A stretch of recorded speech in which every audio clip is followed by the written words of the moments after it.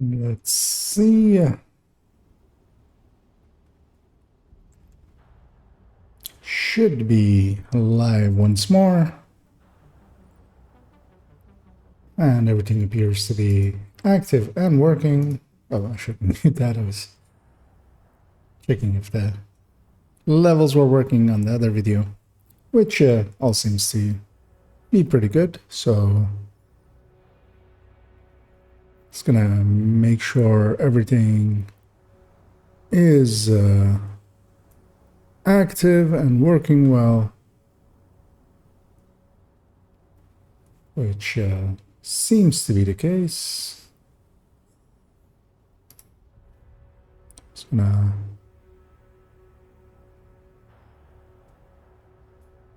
make sure that's muted. Make sure Discord's muted so I don't accidentally ping everyone. So yeah, I'm gonna head back in and I'm gonna do some work on a little bit of a guide that I've been have done minor work on, and that's for what I'm planning to do as my upcoming video, which is to have a graphic tied to especially the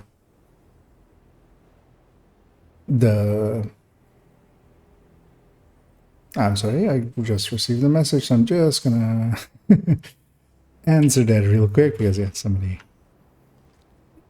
needed an answer there. And I'm gonna work on a graphic that is just gonna show all of the exotics and their availability. And I think that's going to be pretty useful, as yeah, there are several sources for them, but most of them are basically text-based. That's why I'm also on my alt character, where I have most of the exotics on the character itself, so I can just take quick pictures of them. Just gonna set up the web page, or just get the images ready, make sure that nothing is showing that I don't want to show, and bring them up here. So the ones that I'm working on, and especially if I take the game away, so yeah, this will be just a graphic basically, and I'm gonna fill it in with all of the different pictures of the exotics and lay out how what is tied to what basically, because especially what exotics are require you to own the blueprints or have other prerequisites is not well understood by some people, by a lot of people. I mean, it's one of those things, you only know it once you know it. There's no, you don't get born with this knowledge. So yeah, I'm gonna first actually bring the game back up big, and gonna open one more other page as well, which is what I'm gonna basically use as my primary source, because I'm not much of a data miner, but others are, and that's the gear attribute sheet, the one of the two Division 2 spreadsheets with information. And this one is the one that we usually call the Reddit one, as it's mostly tied to people from the Reddits or the community Discord, either or, which is also very much tied to the Reddit. And they have this list, which outlines all of them, and this comes from data mined information about it. And I'm just going to verbatim trust them, basically. So far I know just from actual in-game testing that so far they've been mostly correct. And they have also recently updated it to include the newer items, and those seems to be working. So especially season 11 seems to have gone correct into the loot pool of the items going directly into the loot pool. I'm just being available with targeted loot. Just actually, I see now that targeted loot isn't part of this, so I'm curious to see if that actually is a mistake or if that. But I, for now, I'll just make the graphic, and I'll usually a little bit further into the season, they usually dig deeper and then figure it out. So yeah, it's gonna check that everything here is working still. It is. So I will basically just start on this and let people filter in a little bit. Yeah, basically what that will look like is that I'll take shots from every exotic with the name above it and just put it in that list. I'll make one for weapons and one for gear, so that's separated out in that way. And I'm just gonna start somewhere. Just gonna start at the top, and I kind of think that I want to have it be going from either alphabetical order or by weapon type. I haven't decided yet, but mostly I want them to look as I'm going to do it here with the capacitor, and I'm just going to hide the OBS window that's in my way, is that I do it basically like this and try to find a good way of like making this look good. And going through, because I want to have the name and I want to have the item, because not everybody can go just off the name or off the image.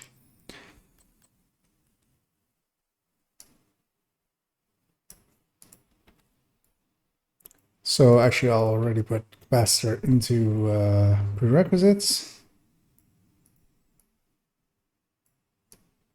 because that does have a pre-requirement, or is basically tied to a quest, which is doing 5 summit challenges.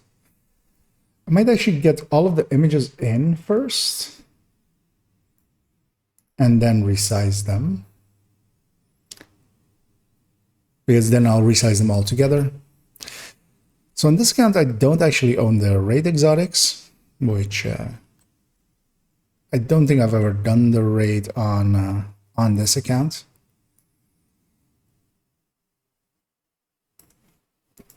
Although actually I've probably done Dark Hours on this account a few times, but I don't have a Eagle Bearer to show for it.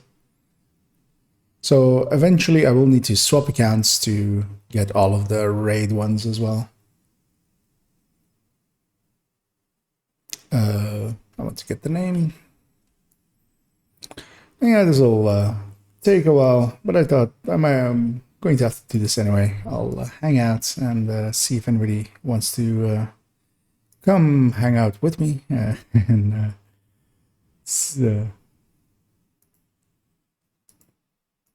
hopefully some will, but otherwise it'll also go up as a VOD.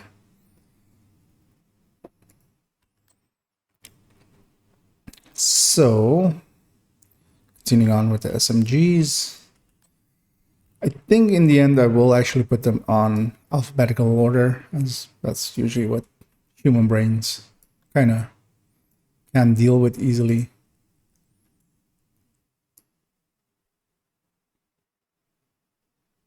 Getting the backfire.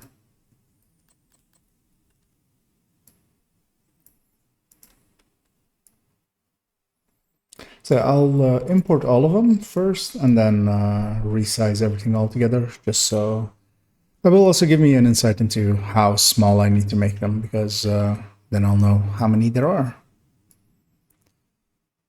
And yeah, I think this will be a useful thing to have, just an infographic to easily identify what is tied to what. Because yeah, still the amount of people that don't know that, for instance, yeah, the chatterbox or capacitor or stuff like that come from specific sources is too damn high.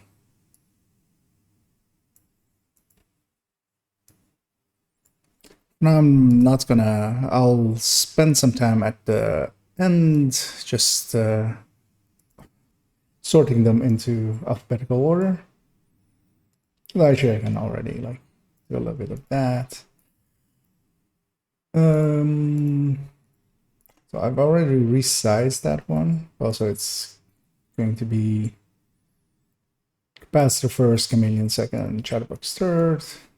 Already lined them up a little bit.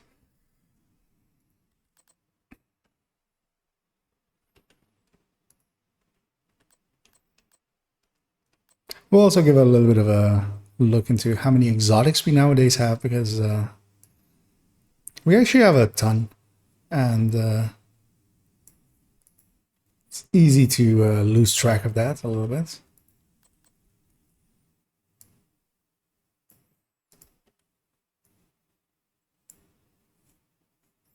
So blue screen is close to the top. I don't think we have anything starts with the A, at least in weapons. Yeah, sure, maybe for interest, I can talk a little bit about, because one of the things that I also kind of want to do, it's a little bit sellout. I know. It's a little bit devoid of merit, some feel, is I do want to do a tier list video on several subjects, as I feel I'm a little bit uniquely qualified to talk about those kinds of stuff. I think I now am curious is, should I actually go red build and equip the items so we don't have the arrows up and down? Because those are already annoying me. Because yeah, the weapon damage will be dependent on that. I think I will.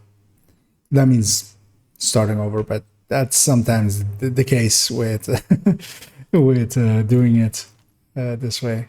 So I'll equip a red build. In the meantime, as well, I'll give a quick look over here if everything's still working out. And yeah, I will actually. So I will equip them just so, yeah, they do not show the comparison stats. And that will make this a little bit cleaner. What I could do is save names, but actually I think the grabbing those names isn't that hard, and I would rather just have them, like, realigning them together is going to be more work than making sure that no exotic is equipped.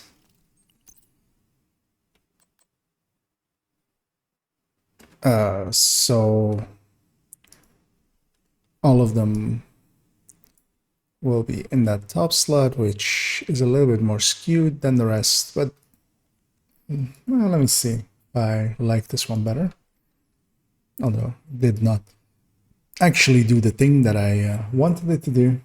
I'm gonna actually refresh that page as well, so that will put everything back into the middle when I start pasting them.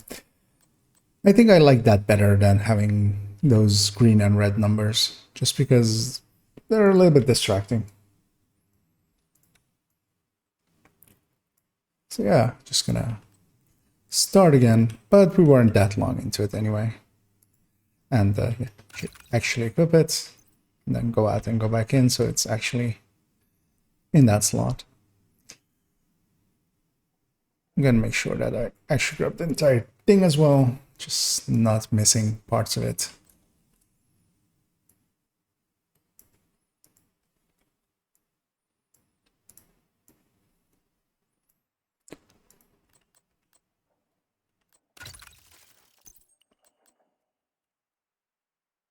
Yeah, so yeah, capacitor, very much a very useful tool.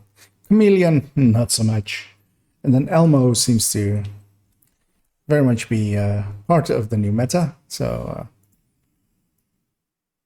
if I'm already kind of thinking about it in tier list terms, then capacitor is likely an A, Chameleon is likely a C, Elmo is likely an A or an S.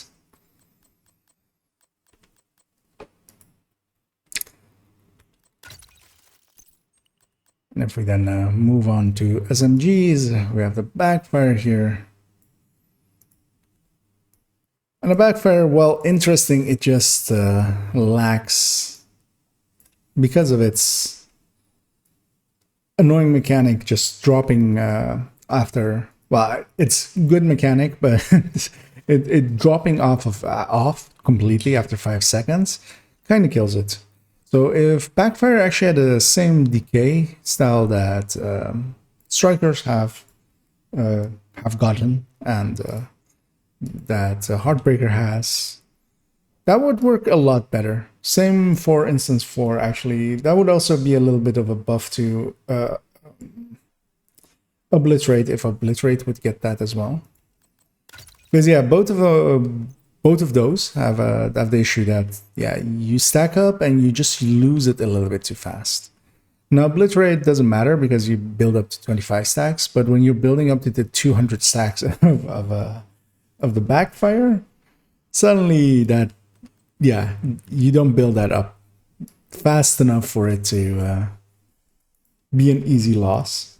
And if it were to decay over, for instance, I don't know, 20 seconds or so, that would mean that could even be 10 seconds per second, or 10 stacks per second. It would help it quite a bit. You would be able to carry over a little bit and not lose everything. Now, Lady Death, of course, has its place firmly in PvP a little bit, even though SMGs don't get used as much anymore, but if for the few people that still use it. In Chatterbox, whenever you actually make it work well, it works really well, but it's one of those weapons as well that, just because of its mechanic, it's easier to just not use it. You can just kill just as fast with other tools.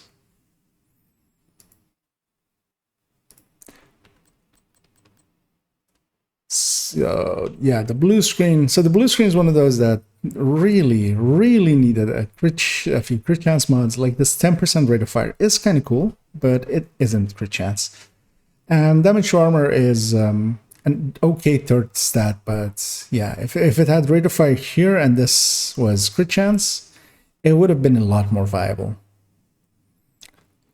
But because of the amount of crit chance you also give up, it doesn't become viable, and its talent itself is just not good enough.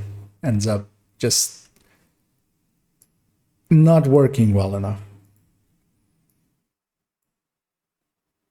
And that's the case with a lot of the exotics. You have to play them really towards their talent, and it just ends up being easier to just not do that.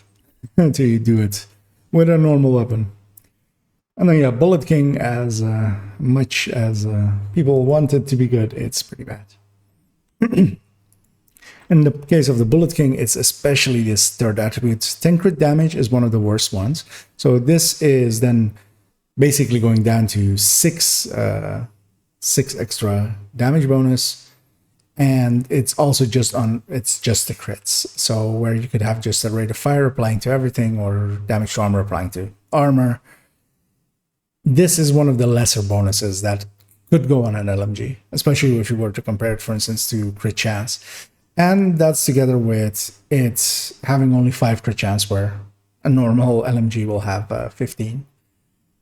Making it so that basically a Negev with steady hand that will outdo a Bullet King by quite a lot.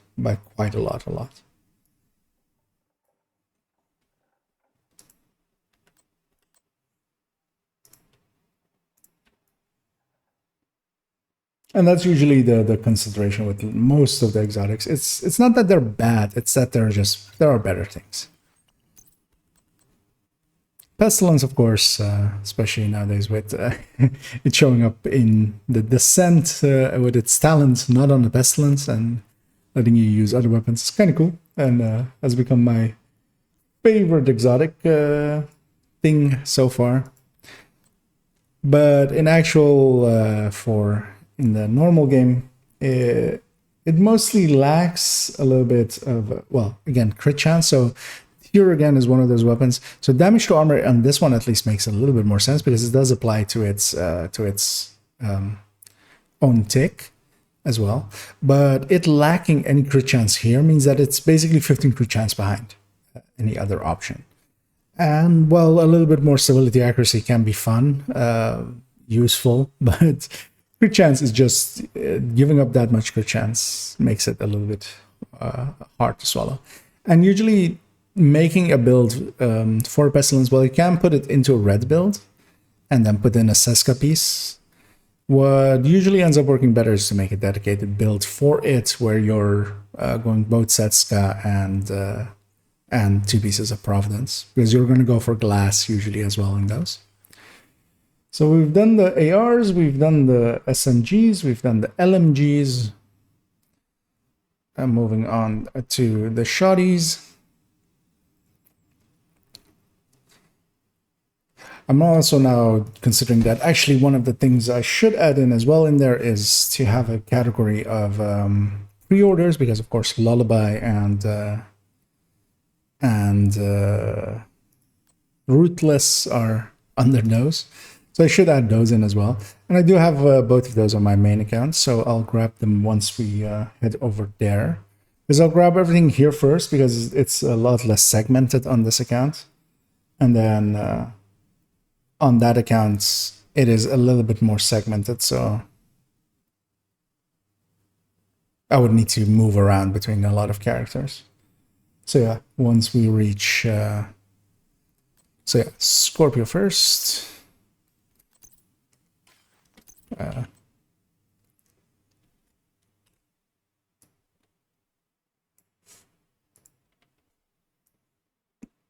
Yeah, I'm grabbing everything and then later on I'll resize everything.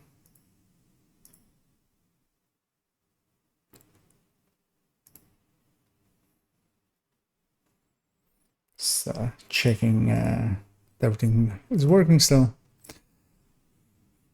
I really need this OBS to go away now. Yeah, and Scorpio, of course, is one of the most used exotics in the game.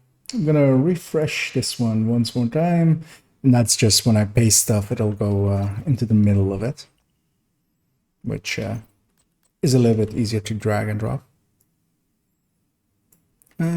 That's not well cut. That's a little bit better. Yeah, just because of its ability to CC for itself, or give you the ability to do CC while dealing good enough damage.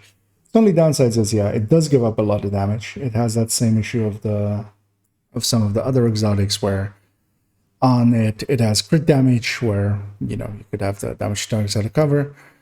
And it does have 10 crit chance, so it doesn't lose out against other weapons in that way. But yeah, not having that damage targets out of cover is quite a big difference between the two. Or between that and a normal weapon, and of course having damage challenge on top. It just makes up for it because it's utility.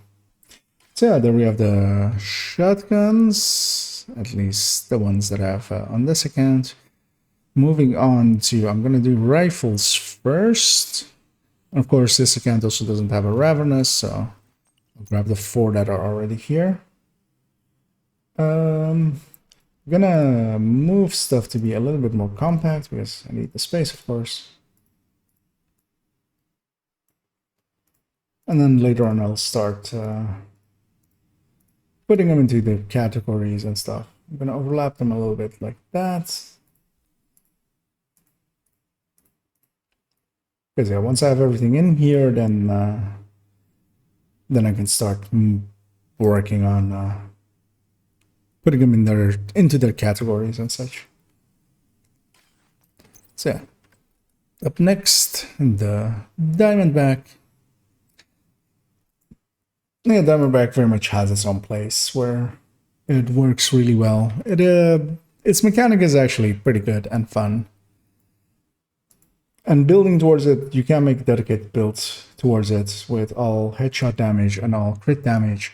But yeah, the both of those being additive to each other means that you're getting heavily diminishing returns, but That's also fine because you're just going for max out damage and trying to maximize working with its talent. So yeah, Dr. Home next. And Dr. Home is actually, since its changes, is actually very useful. It is actually works really well. Its only downside is that you do have that scope scope view. That's really the only thing that kind of kills it for me. Because otherwise, actually running it kind of works. A little bit of healing on the team can work. I've tried making it work on a Redify, especially, just because if I then could get it to heal up people a little bit, they might have gotten a little bit of chip damage, and then they could be back to full. And then, of course, Defy's talent only works on people when they are at their full armor. But having been stuck in a scoped view is the killer there. So on this account, I do have a Rootless, but I don't have the Lullaby. And that's down to, I did upgrade this account when Steam released to be on Ultimate, and I was expecting actually to get both of those things, both the Rootless and the Lullaby, but apparently only the Rootless is in that, was in the Ultimate thing.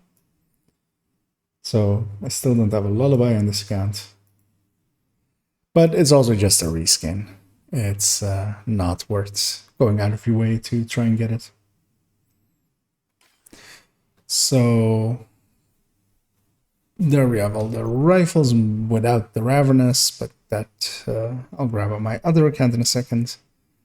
Yeah, moving on to snipers.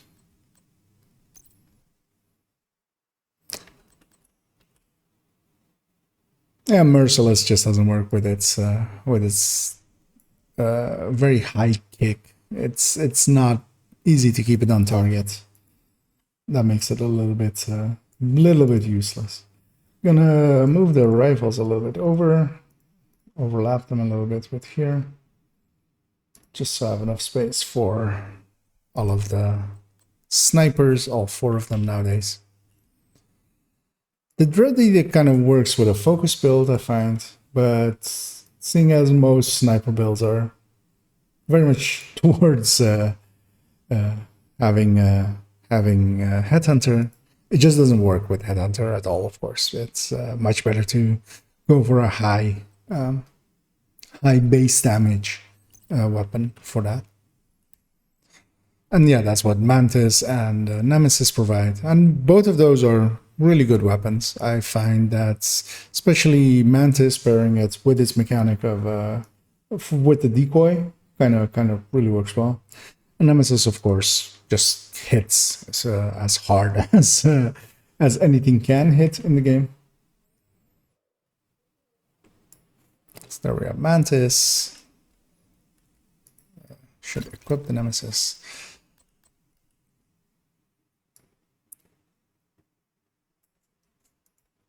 Nemesis, and then we have both of them have a really good spots in sniper builds for the people that like that kind of gameplay. And the Sancrum really doesn't have a good spot.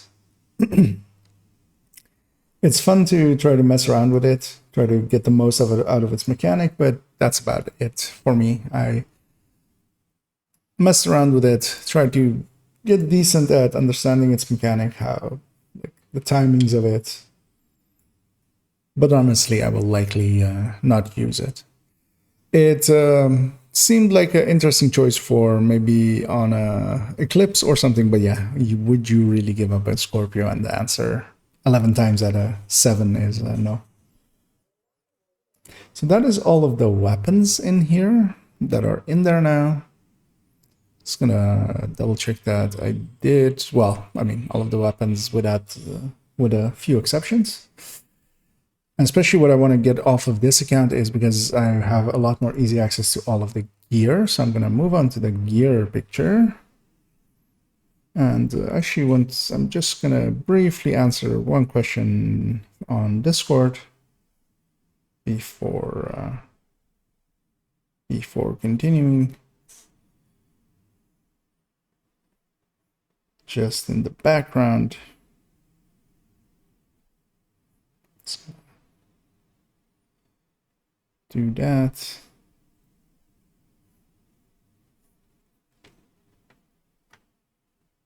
Okay.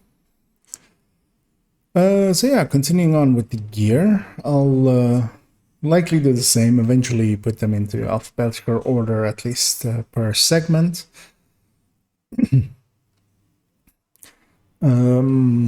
For these, it will not matter if I have them equipped or not, I feel.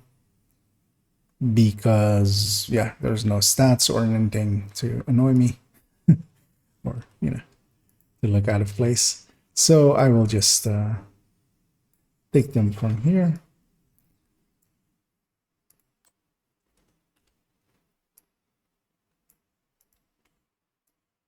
Putting them all together.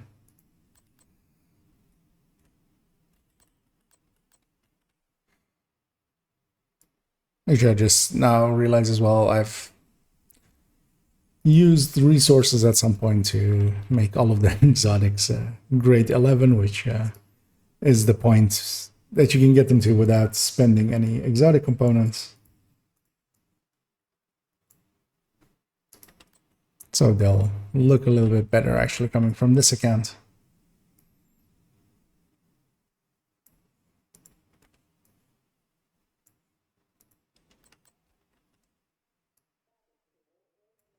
So that's the 3 masks. Moving on to the 2 chests.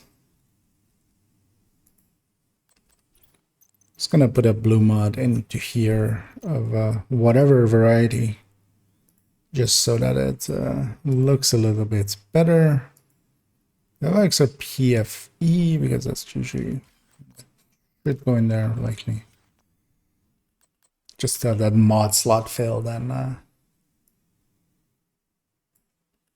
because otherwise it would be the only piece that wouldn't have it filled in.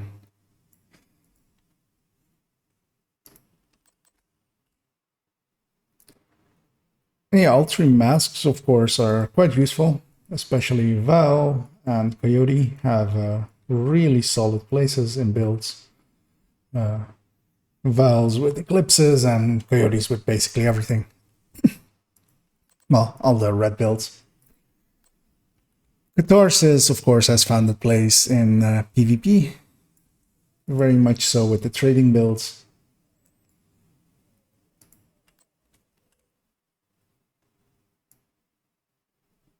And in PvE, and it's, yeah, it just doesn't work well enough on PvE end, but none of the blue items really do anyway. Yeah, Tardigrade and Ridgeway are both very useful. Ridgeway especially works pretty well for some builds, together with pairing it with Wicked and Sadist can actually give really good results. So we have 4 holsters nowadays, which is, I think, also the most numerous of any of the gear categories. Because, yeah, how many knee pads do we have nowadays? Yeah, it's still 2, right? And then 1 glove, or yeah, 2 gloves actually, and 2 backpacks. 3 backpacks at Costa. Everybody forgets about Acosta, including me. Yeah, so yeah, the City Holster, of course, has very much its place in Regulus builds quite often, especially high-end ones. But even on glass versions for in Raid, sometimes there are setups to make it work really well. Imperial Dynasty, on the other hand, really doesn't do anything anymore at all, since it's changes where it needs line of sight, and it has a pretty long timer. Socket Punch is actually an interesting one, which is going to go into one of the builds that I'm planning on working on a little bit later on in this stream, depending on how much time this takes, but I don't think this will take that long. Oh yeah, that's going to be a red EP with based around the Shocker Punch. Which I basically put together as a silly idea, and I liked it enough to keep it around. Although after that stream, I very much realized that I had one major mistake in there, where I hadn't gone for the backpack of Eclipse, which in hindsight, that was very silly of me, because yeah, it very much makes sense to have the backpack be part of it. I'm gonna stack these up again a little bit, just so I have some space. Overlap them a little bit. So that was all 4 holsters. Moving on to, actually, let me put a mod into this already. Something red, if I have one available easily. Actually, yeah, that's 6% chance. Can go in here. So, Acosta, oh yeah, well, waveform. It's one of those items that a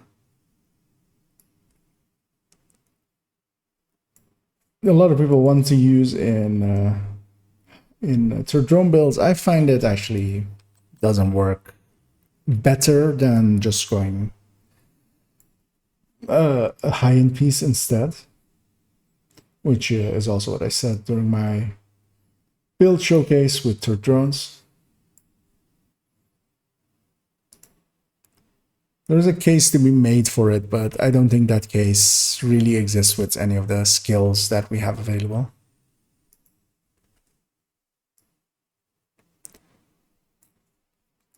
Now, Memento, of course, has its place for a lot of builds, especially, well, something like a tech tank couldn't exist without Memento.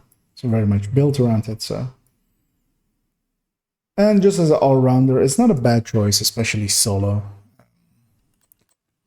And not so much even just for that you're competing for kills, unless you're solo. It's mostly that, yeah, solo, you can give up a little bit of damage, and if you can get enough utility for the damage that you give up, it's never, it's something to be considered. And Memento is very much that. Even putting one just on a red build and getting yourself a 2-tier shield out of it quite easily kind of works well. And yeah, the Ninja Bike just didn't have enough stats for it to be worth, because all of its talent is basically other stats. That's what it is going to provide. It doesn't provide its own specific utility. So all of it that it provides is stats, and just not going with the Ninja usually allows you to reach higher stats, especially with the backpack talent. And I don't even just mean on damage end, but even on survivability end, a lot of the backpack talents are really useful. So giving that up just killed it a little bit. It needed to do, yeah, have something more than it has. Bloody Knuckles is one of those ones that everybody forgot about a week after it got released. And it is actually powerful, but there are better choices. Straight up going Coyote is usually gonna give you better results than it. And BTSU is integral to a lot of builds. Of course, most of the healing builds will use a BTSU just because of its utility and that supercharged mechanic. Both in full FI or in combat medics. It's once you're going that far into healing, you might as well. So that's the 2 gloves, and then we have 2 knee pads. I'm trying to remember if I'm missing anything here due to like any raid or something on this again, but I don't believe so, right? But also eventually it'll be compared to the list on the Reddit spreadsheet. So if I'm missing anything, it'll pop up then. And Sawyer's as the last one. And so Ninja Bike, you give up a brand bonus for that for its talent, and it's just not worth that. So if it had maybe a little bit of a damage bonus or something, it could be a little bit more viable.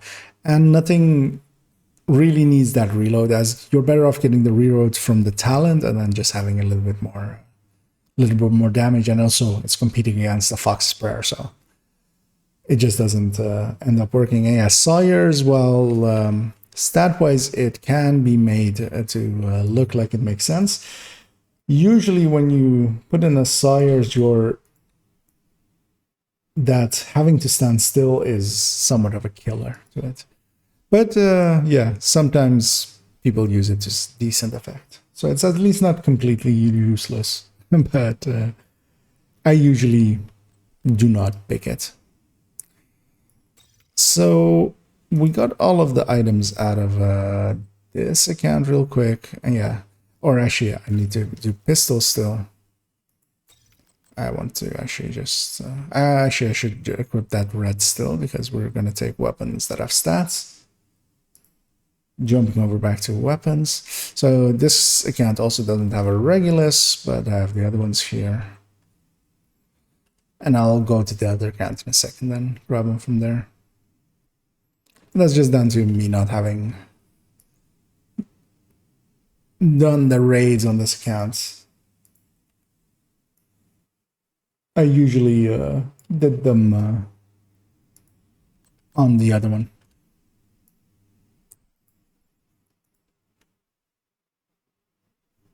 Also, once I basically started the second account, I was mostly out of the raiding scene. I was just intermittently raiding at that point. I actually wanted to be equipped because yeah, I'm making the same mistake there of it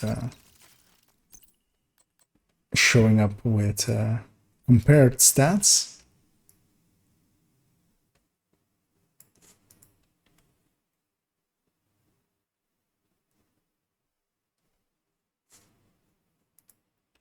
And this way it just shows up with white stats.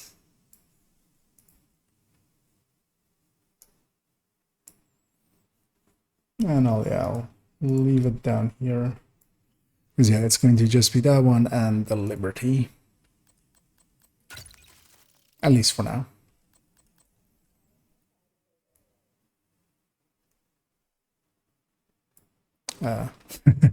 Character had the weapon in the background of it. There. We don't want. It's weird that this one is actually graded till 5. But also I don't mind. I don't care enough about about what grading it shows, so to fix that. I'll put this character... I think I got all of them. I also have all of them on the other account, but they are a little bit more spread out. So I'm going to quit the game real quick, so that'll go away for a second. Gonna log over to my main account and get the final few items, which are the raid items and some of the... Just making sure that my password isn't showing up, because yeah, that would be caps lock on as well.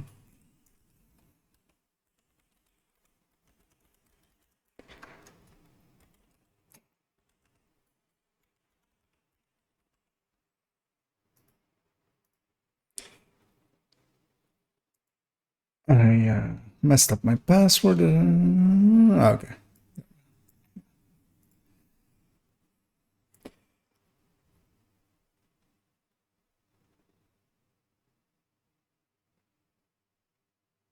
Yeah, so once I'm logged into here, I'll grab the remaining ones. I also need to still grab Lullaby, I should remember. Hi, Snakes. Yeah, so Ruthless and Merciless are indeed the same weapon. So Merciless is the base weapon, and if you had the pre-order bonuses or if you buy it from the stores nowadays, you can buy the pack that has them, or you can get the Ultimate Edition, but that just comes with Ruthless, as I found that. They are the same. They are carbon copies of stat-wise of the other ones, just graphically they look a little bit different. But I want to have them on this list. I'm going to give them a little own category of like pre-order bonuses, just so that when people see them, or at least see this graphic, they will know. Does the game show up? Yeah, it does right away. When they see the graphic, then like in the bottom it'll say pre-order bonus, and they can infer from there where it came from. But yeah, that's basically the goal of these things, is just to Entering safe area. so that people can help themselves with it. So yes, gonna grab to start off with pictures of. I need that one. I need that one. I will need Ravenous and the Lullaby.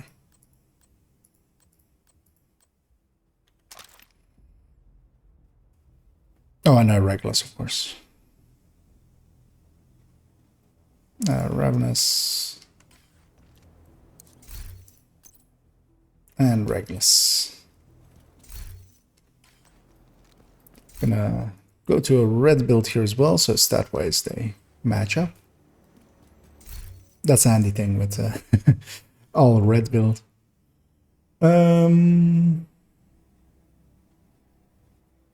This image is getting nice and full, but I'll squeeze them in. So yeah, starting off, Eagle Bearer. Yeah, Eagle Bearer is a good exotic. It's not as good as some people think, not as bad as others make it out to be. Gonna hide OBS again just so I can easily drag stuff. But it's actually not, I mean, in PvP, there's a reason it gets used a lot there, and that's mostly for one versus many. If you can get a kill on someone, you can usually decimate a few people, so that's its use. And damage-wise and stuff, it's not that far behind when it comes to comparing it to a high-end AR, but then just the good high-end AR will just out-damage it. And yeah, the Bighorn is very much one that is actually kind of bad. Bad third attributes. It doesn't have any crit chance, which kind of kills it. And then that's followed up by its horrible recoil pattern. It's not even its stability, really. It's with this weapon, with the Augs as well. It's very much their recoil pattern. It's very zigzaggy and totally unpredictable. So you can't really keep it on target ever. Yeah, Lullaby is just a carbon copy of the Sweet Dreams. Just looks a little bit different. One thing that those do provide, though, is so going from a Sweet Dreams to a Lullaby is doesn't cost any exotic components. It's but it will re-roll it. So it's basically one free reconfiguration. That's the only real purpose that if you were to actually try to say one thing that is somewhat of a purpose to the Ruthless and such, and it is one free reconfiguration going from there. But then, of course, after it becomes a Lullaby, then if you want to re-roll it again, there is a reconfiguration blueprint for it that does cost exotic components. Gonna refresh it so stuff that I paste goes into the middle again. Ravenous next. Yeah, Rav is a really good weapon actually. It's mostly just that people like to stick to ARs. But it has places where it really works, specifically for its uses, like key tanking. But also just in general play, it's just having to play around with that mechanic is what kind of... You might as well... if you play to its mechanics a lot, you will outdo most other rifles. But that also means having to, very much push yourself to do that. And here I'll grab another one because the background was not completely clean there. And I'll just put it down there somewhere. It's actually going to be quite interesting to try to line up all of these. But at least once I'm done copying all of these over, I also then basically have all of these images. So yeah, so for in the future, if I do decide to do a tier list thing, then I already have all the images. That will save some time. I'm gonna put everything back just so I don't forget and accidentally keep them in this character's inventory. And the other Regulus goes back. Just gonna load a build just so everything's loaded. Okay, so just gonna check in over if everything's still working. It is. So looking over here, if the bitrate is still okay, it is. I'm gonna close that one. Let's close Ubisoft Connect real quick.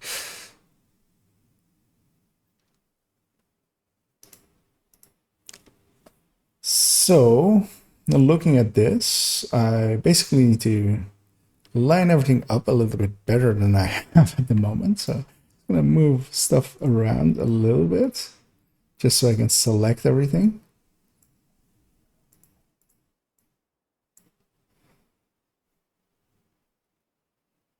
And what I'll do for now is actually I just select all of... Can I do Control All? I can. And then I can leave the background out of it. Because then I'll resize everything all together to size that seems... Ooh, that's also the text, of course.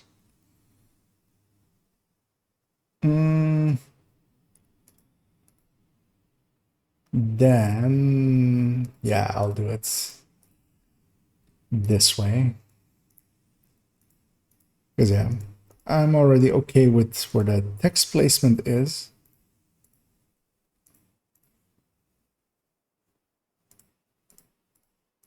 So,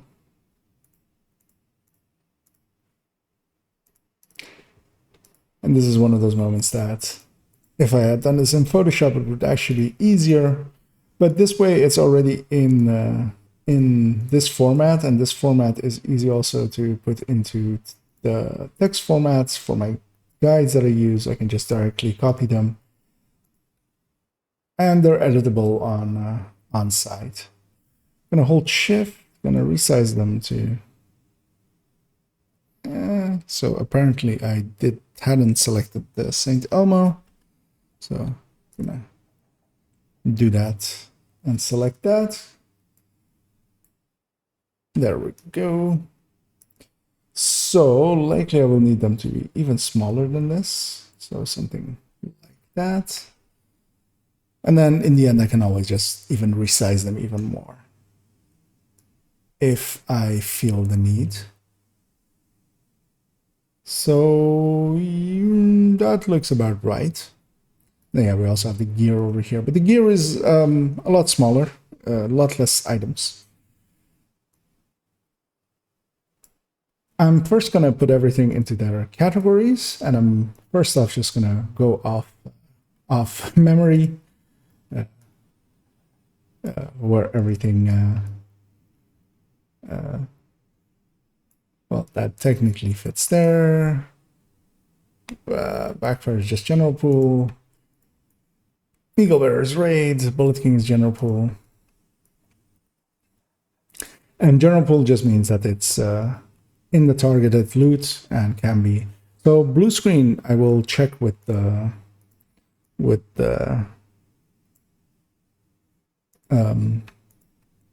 spreadsheet what it says, because I don't believe it's actually in general pool. So Bighorn is legendary. Lullaby is gonna get a different category down here in a second. Ravenous is of course raid. SD is just general pool, yeah. Scorpio is general pool. Sweet Dreams is general pool. Busy Little Bee is you need to own the blueprint, but you need to own the Liberty blueprint, which is not the right gun. And I will add those in basically as text underneath. That's why there's also a guide that the two pictures will go into. And yeah, this will be a subject for a video that I'll put together tomorrow afternoon and hopefully release then as well. Diamondback is general pool nowadays. Dr. Home, I need to check. Merciless is general pool very much. All the year one ones are either going to be quests or general. Oh, I should put the chatterbox in the wrong spot. I already know this. Yeah, Ruthless and Lullaby will get their own category. This will go into raid, but then underneath another header where I'll put raid loot and then raid project, and Regulus will go under raid project. Liberty is a quest. Chatterbox is a quest. I shouldn't have put it where I put it. Sancrum should be general pool, but maybe incorrectly not. Nemesis is of course quest. Mantis is general pool, and Dread Edict should be general pool, but I'll need to double check. So, and that's most of the newer seasons ones. And I'm very much still thinking on how I want to. Because yeah, so we have the Dark Zone nowadays. Now, of course, none of the weapons. So in the past, stuff like Pestilence, stuff like Ninja, Bike, like long ago, were tied to Dark Zone. They no longer are. But nowadays you have these three are also in the Dark Zone. So I might just copy paste them down to be down there as well. I've put this one over a header down here. So let me just replace those over there, making a little bit more place. And yeah, this is mostly going to be just moving stuff around till I can make it fit. And trying to drag text boxes is always annoying in this. And one thing I want to do as well maybe is do some outlining. I have a little bit of like a outline that just shows which is part of what. But that's just basically just a shape, and I can quite easily make those in this program. So yeah. I made a copy of it. I was confused for a second. So, and I want to put them in alphabetical order at some point as well. But first, let me just actually check. So yeah, so Busy Little Bee, technically we need a blueprint. So that needs to be in the... actually, let me make this must own blueprint.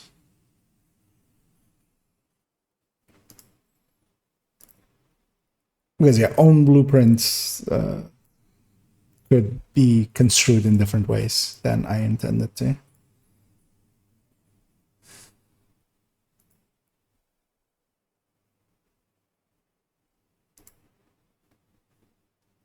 and moving some stuff around.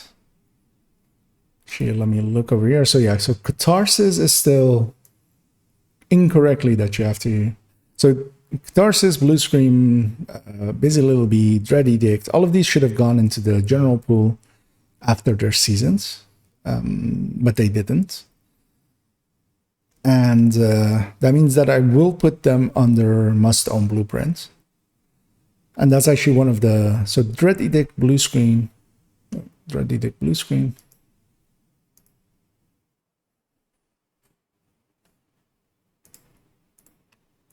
So this goes over here. Dread Edict, Blue Screen, and then Catharsis with the other one. Just gonna open that in a new tab. So I can't open it in a new tab. It's reselected. So let's see. And then yeah, Shocker Punch and St. Elmo's. I mean, they're this season's one, but I'll just put also must-own blueprint in the must-own blueprint category. Because you receive those once you get them from the first time from the season. And that's also, yeah, the workaround with those for people that were in those seasons, they'll get the blueprint. Like, well, except Busy Little Bee, because that's the Liberty. But yeah, so Sancrum and stuff seems fixed. Dr. Home seems fixed. That's why, yeah, it would be nice if they gave more ways to get the Regulus, even if it was indeed legendary. But having some stuff still tied to the raids, give them at least a reason for some people to go after them. And the raids aren't that hard, so they're very well doable. Just gonna line these up a little bit better. And yeah, I feel that if I do it like this and resize everything to be a little bit smaller, then I can just make it fit like this.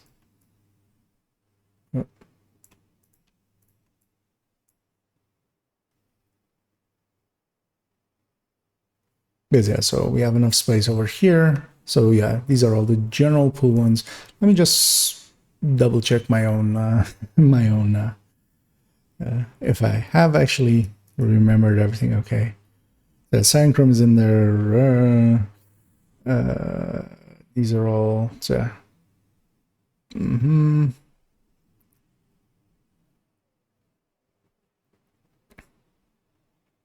Right, of course. Nemesis, Liberty, Chatterbox. Yeah, Nemesis, Liberty, Chatterbox.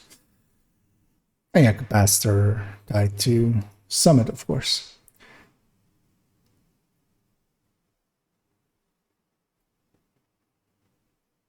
Okay, yeah, I'm gonna move stuff around, one of the two. Because yeah, I feel if I put the legendary down here. Actually, I can put...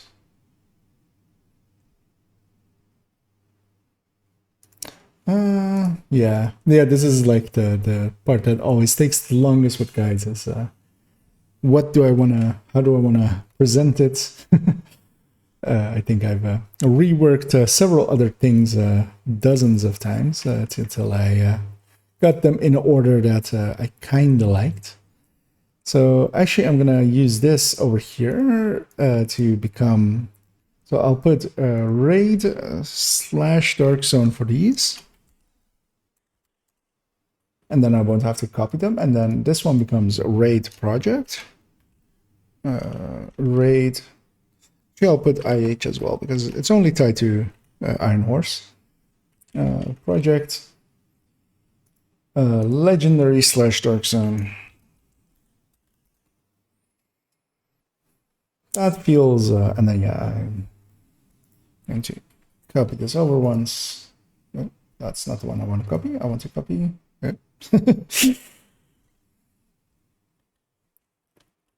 Yeah, that was weird. It didn't want to do it twice, but the third time it did. And then pre-order, that's how you spell that. I'll just also just put cosmetic, just so people don't think.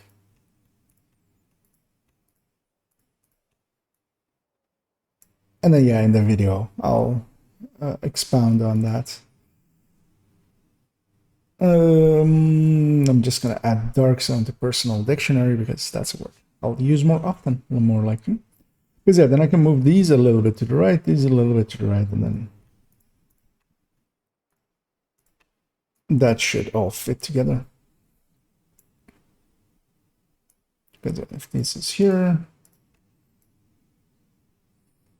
and for now still, I'm just not lining them up perfectly. I'll do a pass on this just to line everything up nicely. But I want to just get most of the work done for it, just so it's ready for most of the way ready for tomorrow, where I'll use it for a video. And I might actually be able to make the images bigger now as well. So the one thing I still want to make clear is that, yeah, so that is like a header, and then it's 2 chapters. Not sure how I'm going to do that yet, although I think that's if I...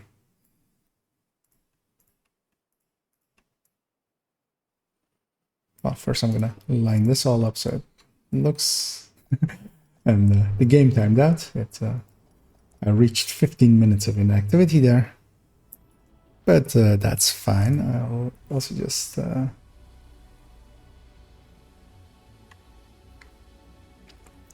yeah, so those rewards, those it can come from those, exactly, but you can't farm it with targeted is the issue with them. So what they can come from is just random. So this end of mission reward, so in the case of the Dread Edict, so even if you don't have anything, you don't have the blueprint or anything, so random NPCs, exotic caches, or end of mission rewards still can give it to you. And once you get it from there, then you own the blueprints, and then you can farm it with targeted loot. But the thing is usually that targeted loot is especially what matters. Although you do bring up a good point, and I should change this to somewhat make that clear, actually, yeah. Because, yeah, otherwise the exact your exact point comes up. So must own blueprints.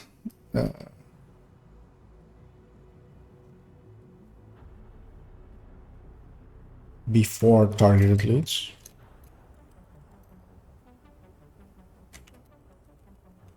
Targetable.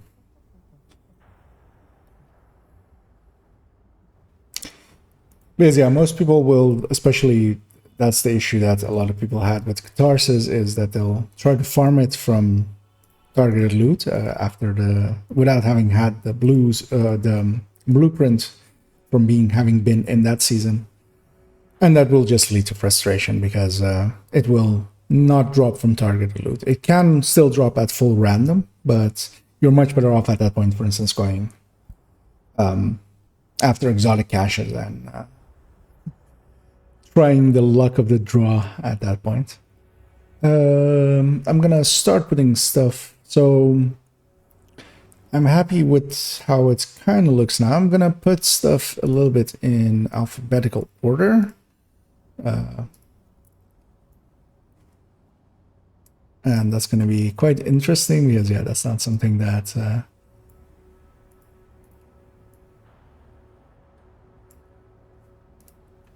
it's sounds easier than it is. Usually, I find so. Diamond back and then the Octerhome. Lady Death is likely going to be somewhere over there. Chameleon. Oh, actually, chameleon should be. It's somehow I made a copy. That's what happened there. So these two go with that here, except that I can't.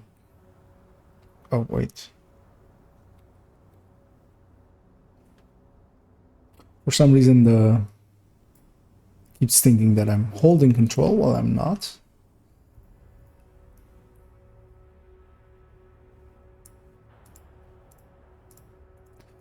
So, oh, that's the background, not what I want to move.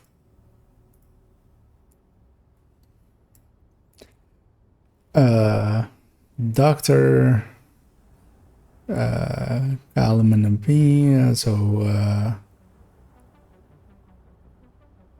Lady Death first.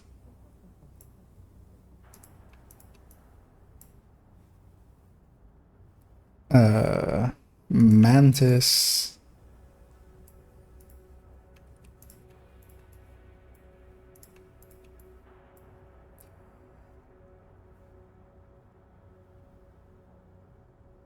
Pestilence. So yeah, so I'm gonna move these two down. Oh, background again as well. Still have the background.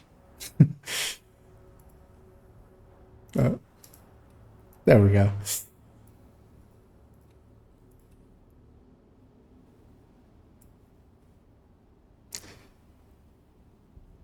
Merciless Pestilence. So now we have 3 with S, but then SA, SC, SW. Okay. And numbers wise, it makes a lot of sense to move these down, move this down, keeping the name with them. And moving this mantis up to here. We have 6 on the left, 6 on the right.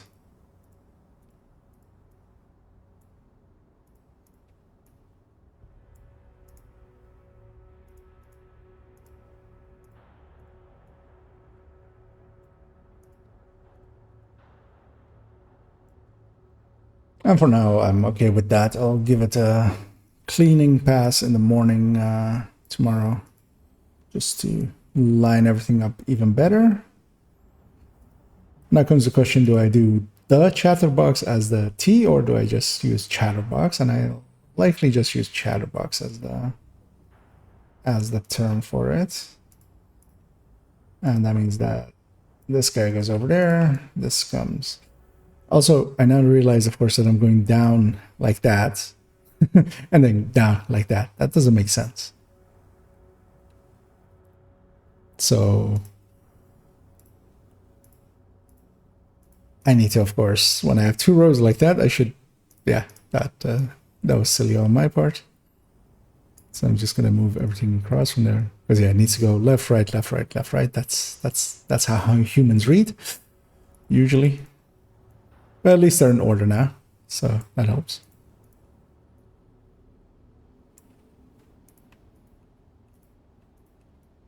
Yeah, this makes a lot more sense.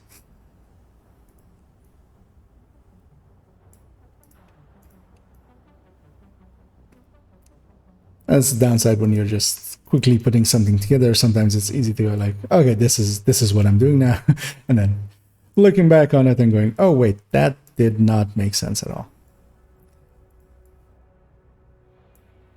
And that's why it's handy to quite often give stuff several passes, or because yeah, here again as well, it actually makes more sense like this, yeah, at least to me, and I hope others as well.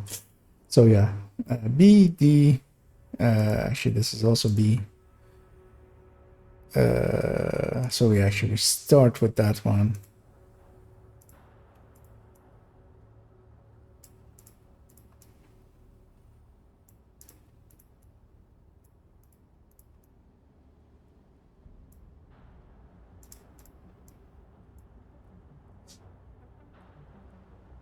Those two are in order. These two aren't.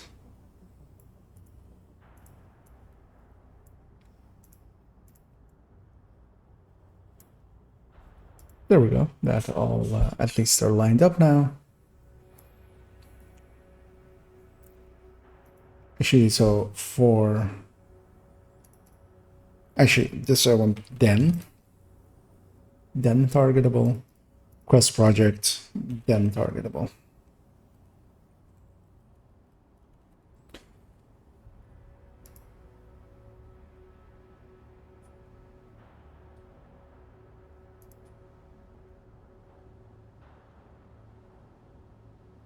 So yeah, this wording of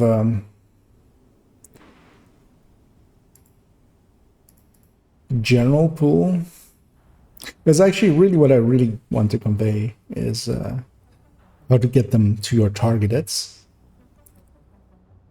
Because what you can get out of the exotic caches, nobody really cares about. You want to know if they're targeted or not, or targetable or not. So I'm gonna change this into targeted pool, I think. Safe area entered. And here again as well.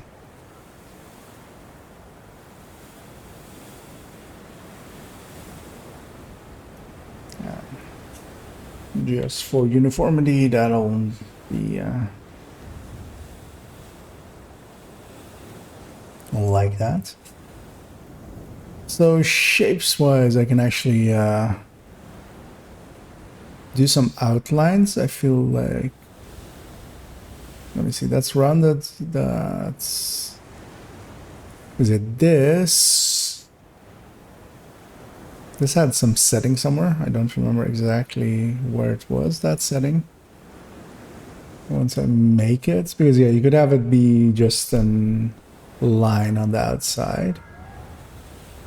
So this one, okay, transparent, there we go. And then a border color of white. Make you see how that looks. Because yeah, I think that would maybe make it extremely clear which is part of what category.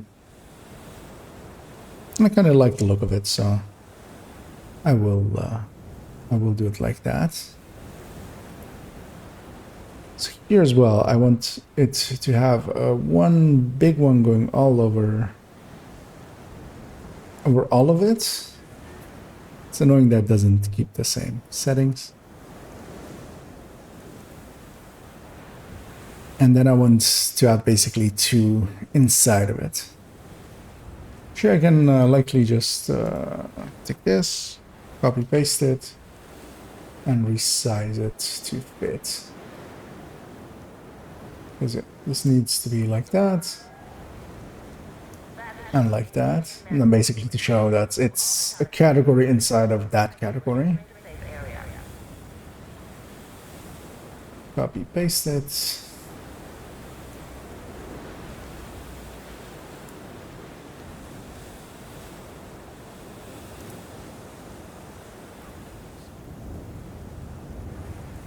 This a little bit smaller.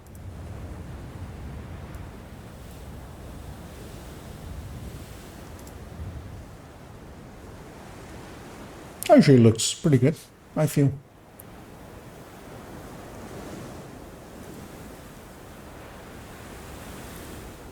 And then here,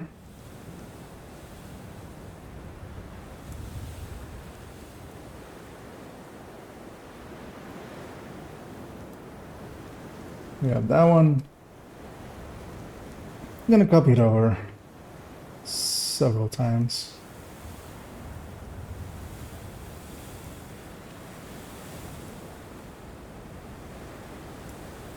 That will also help me actually line stuff out a little bit more, so I'm actually placing them where we're gonna put the categories.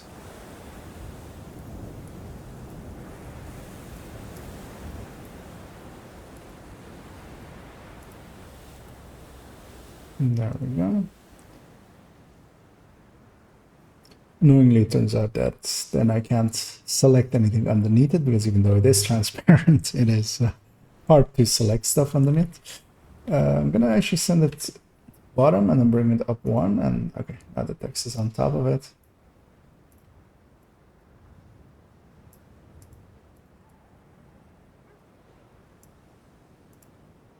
So send it to the bottom, bring it up one.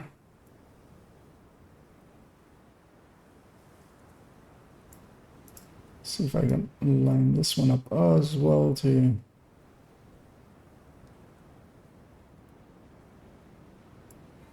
there.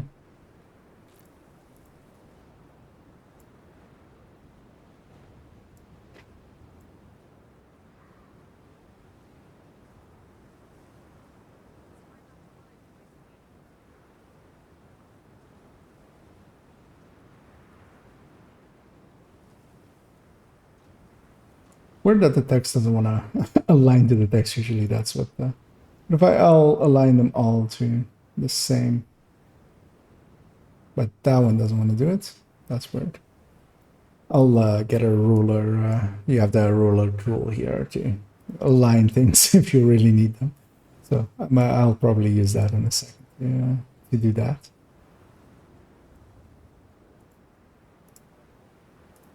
And yeah, same here. And then it almost looks like it kind of fits all together. So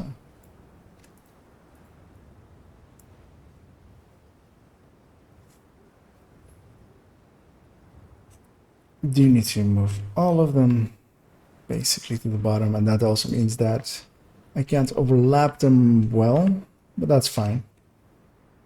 I just shouldn't have anything overlapping them.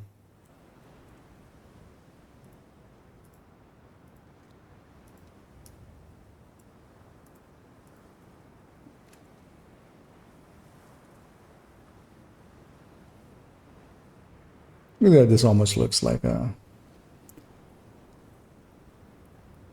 it has some design thoughts put into it, which or something that we just slammed together for a little bit. Yeah,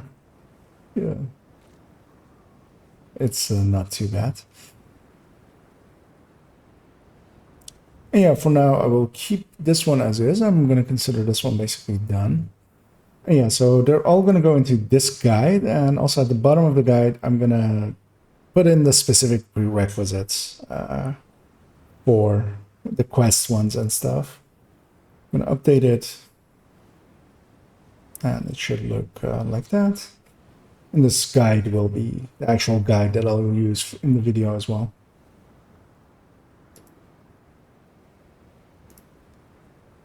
And I'll give it another pass, likely before I make the video, just clean it up a little bit. Although I'm perfectly fine with how it's looking now. It actually ended up better than I was worried about. So now we have this whole mess. And gonna give it the same treatment, selecting everything, resizing everything first.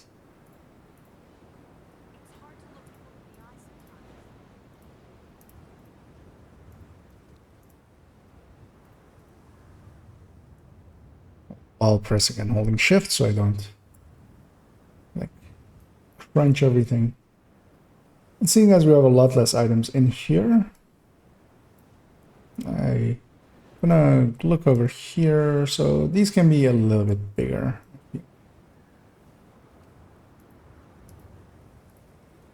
Oh, that's one too far. I want them actually to be about the same size. It's actually hard to visualize between the two. I think a little bit smaller is where they match. Actually, what I should do is just take one of them. Actually, if I look at this vial a little bit here, that looks about the same. And I don't need it to be perfect. I'm very much proponent of just getting letting good enough be good enough, and not trying to go for perfect, even though some things I'm a perfectionist, but I'll try to avoid trying to be better about it. It's gonna spread everything out a little bit so it's easier to select in a second.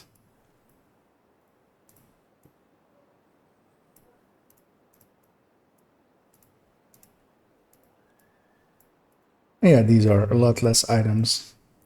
One thing I will do right away actually is if I basically delete all of these, and then I'm gonna take the outlines that I made, because yeah, I would just be repeating this. So I'm gonna just take that. Actually, this needs to go to the bottom as well. Come back up one. So I want to take that plus that, this text, this outline, this text, this outline, this text, this outline. None of them are tied to RAID. None of them are tied to anything. None of them is pre-orders. So I don't need those parts, because this is really all I need, I feel. Just gonna have a look over here on the Reddit spreadsheet and see if I'm overlooking something, because yeah, so these catharsis and stuff needs to own the blueprint. Docker needs to own blueprints. Ridgeway and stuff is tied to projects or quests, so those are in that already. Same, of course, for Dodge City.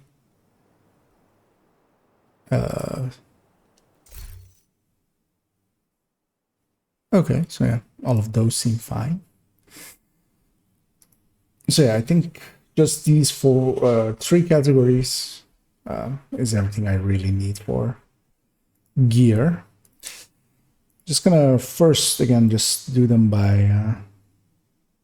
actually, let me select everything and send them to the bottom so that I have the pictures on top of it. And that's done with just selecting all, Control Shift down, Control up. Control Shift down sends it all the way to the bottom, and then Control up brings it up one. Yeah, that goes as general pool. Oh, not overlapping. Ridgeway's quests, well, project. Imperial is general. Tarsus is Mustang Blueprint. Coyote is general. Val is general. Dutch City Holster is a project. Memento is general. Tardigrade is general. Sucker Punch is Mustang Blueprints. Ninja Bike, I shall look right away what they say. So it's weird that they haven't added in targeted loot here, but they have made this green. And green usually means that it is... Because yeah, the same is actually true for the Sancrum. I do have a contact point that knows a little bit about that spreadsheet, so I could reach out to them, see if it's the way they want it to be, or if they forgot about targeted loots. Because yeah, then I would also move Sancrum as well to Mustang Blueprints, likely. I'll deselect stuff here just so I don't drag them by accident. Also, I'll crop this. I already see that that is overlapping a little bit much, so align that like that. Use the cropping tool in here. Okay, crop it. Oh, I'm distorting it, not cropping it. There we go. There we go.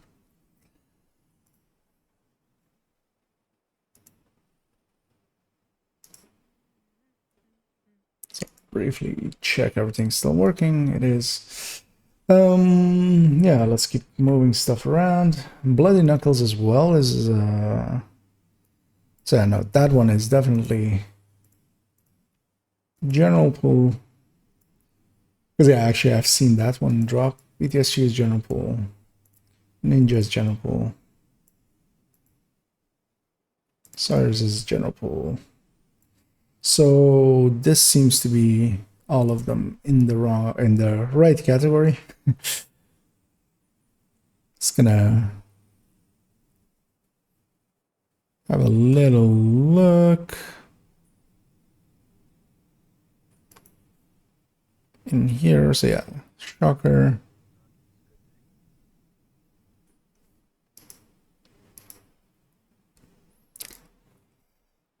Yeah, looking at it there, I think I am going to move the Sancrum to be actually in here. For now, at least. And then I can always move it over. Seeing as it's Sancrum, it would be after the St. Elmo. Or before the St. Elmo, and then the St. Elmo would be down there. Sancrum can go down here.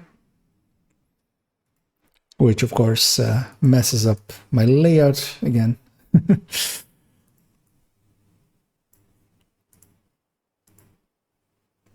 But I'll adjust it all a little bit to make it fit.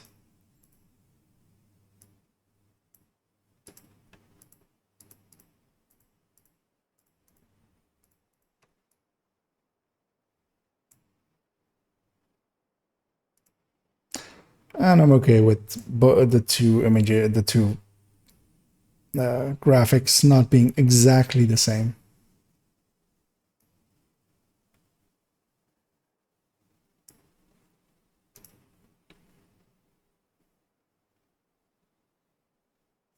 Okay, let's move back here. So, yeah, Ninja I'll put for now in Must-Own Blueprints. Tarsus is also a Must-Own Blueprint, and then yeah, this season's Shocker Punch.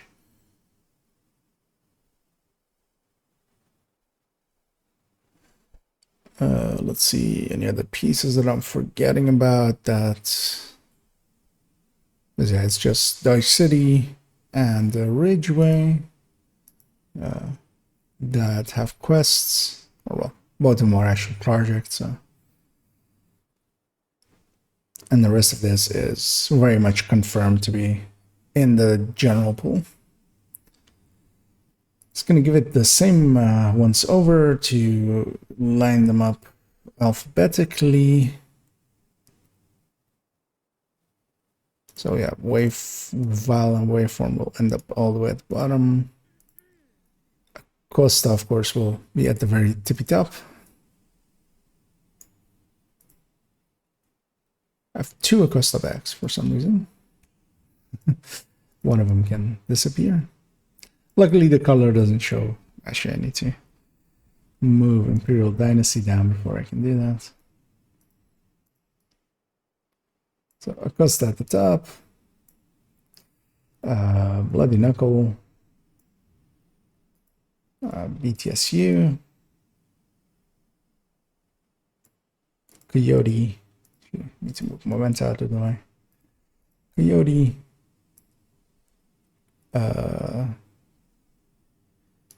Then Imperial, right? Yeah, Imperial, Memento.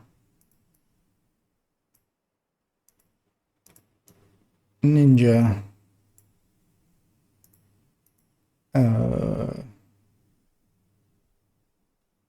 ST.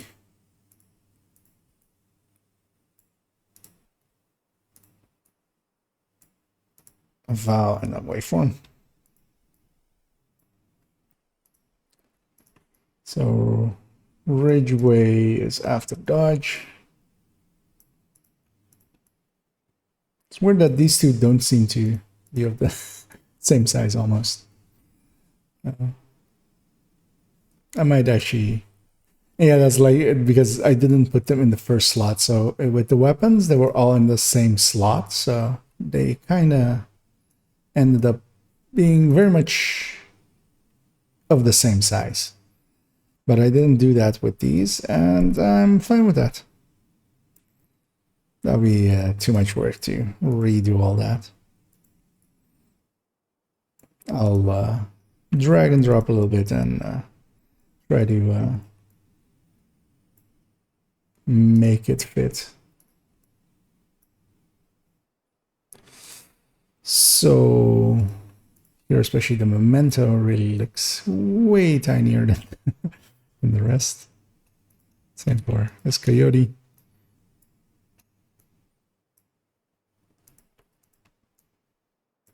It's gonna line them all up a little bit. And while I do have the tools to unskew these kind of things, I could just put them in Photoshop and just click the four corners and unskew it. That's too much. That's more work than I'm willing to do for this. Imperial also looks very tiny, so I'll size it up a little bit. Actually, I'll do it like that. Now BTSU looks too small, of course.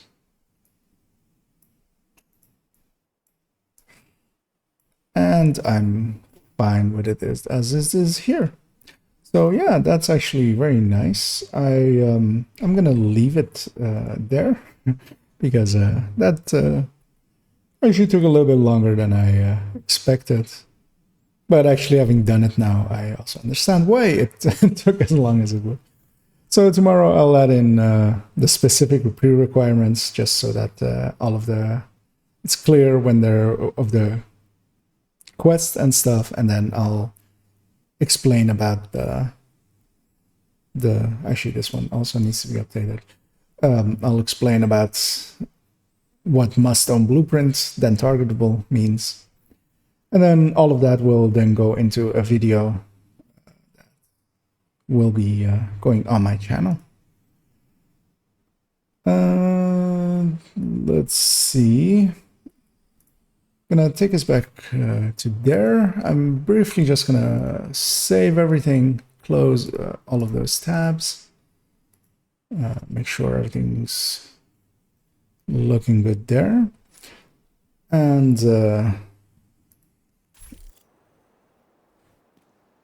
yeah, so most of that guide work is now done. That's something I did want to do this evening. I thought I'd do it on stream as well, just give a behind the scenes look a little bit into how those kind of things come together. And now I'm going to actually, so there was that little build that I was working on a little bit. Actually, first I believe I put everything back to its spots. I did. There was that little build I was working on a little while back, which was that Red EP.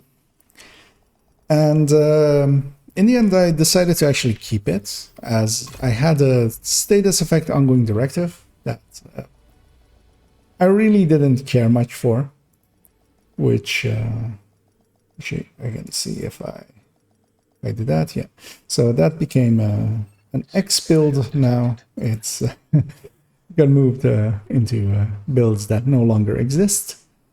And with it removed, I moved the red ongoing directive, the good one, the not status effect based one, into that character slot.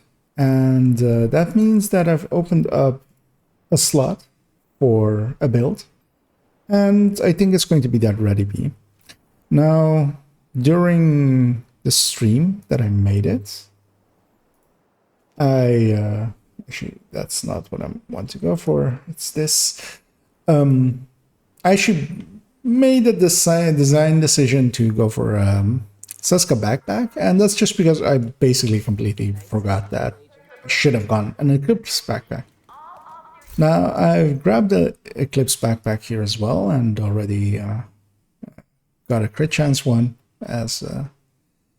So I'm going to make the outline of the build here, and then I'm going to see what I need to go farm for it, or what I want to do for it, because, well, I would want it to be with a Seska, so I can actually just put in this character already has a Seska chest from a different build, which is tied to their negotiators. And I'm just going to make the outline of that build again and save it. So that slot is very much completely items missing here. So, and basically do some work on that and farm for it if I need to farm for it, and just get that build ready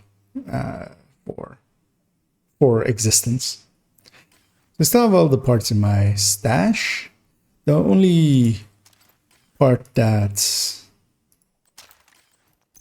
I will be taking out that I don't have a duplicate of is, of course, or an exotic. So I'd like to have one of each exotic in my stash for if I need it, but that's my only sucker punch.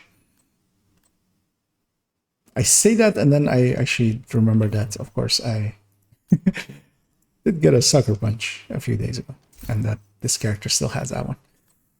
So I made a liar out of myself right away. I'm going to put the pieces all together in here, and actually, yeah, that helps a lot, that I already do have a second sucker punch. And I had, yeah, 2 knee pads, one with crit chance, one with crit damage. Kind of want to see what the layout-wise it ends up looking as. And as its basis, I'm going to take, let's see, I wanted to end up as a firewall because I really liked it with firewall. And I'll take this one as its basis because it also has a striker shield already ready. And starting out, I'm going to put way too many Eclipse parts into it. It's going to end up with 5, which is, that's most should know, 1 too many. I'm going to start with actually, so that's crit chance, that's crit chance, this one's crit chance, this one's damage, and this one's crit chance.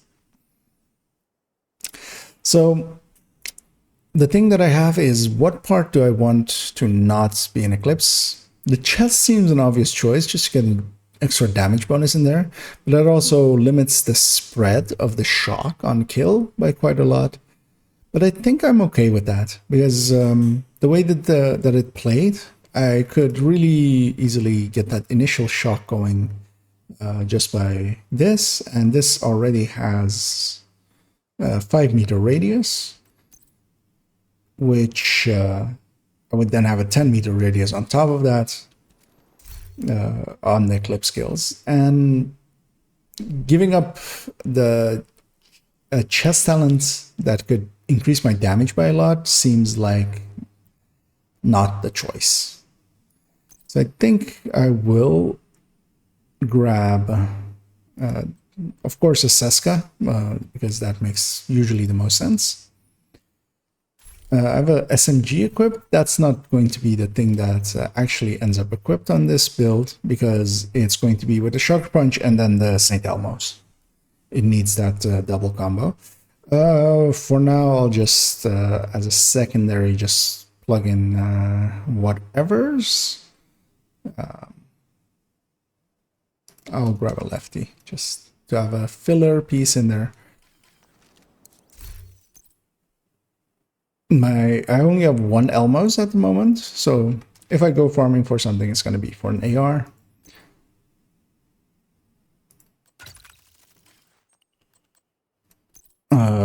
That's as it's. So this to me looks like the layout, and it's already landing on 59 crit chance, and that's of course with several parts still not completely optimized to have the maximum crit chance. So that already fills me with confidence that I can likely get a few more crit damage rolls on the gear and get a few more crit, and of course it's unmodded on 2 parts still. First thing I'm going to do is actually recalibrate that backpack, just so I have all the red cores. Get the overall layouts the way I want it to look. So I have a knee pad that I can swap between crit chance and crit damage, which I'm going to do already.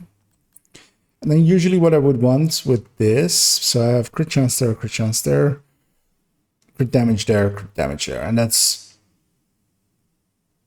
I'm very peculiar in like, I usually want to have like the upper parts more crit damage or the lower part, or yeah. I don't like it being very spread out, and I have the resources to usually finagle that to work that way.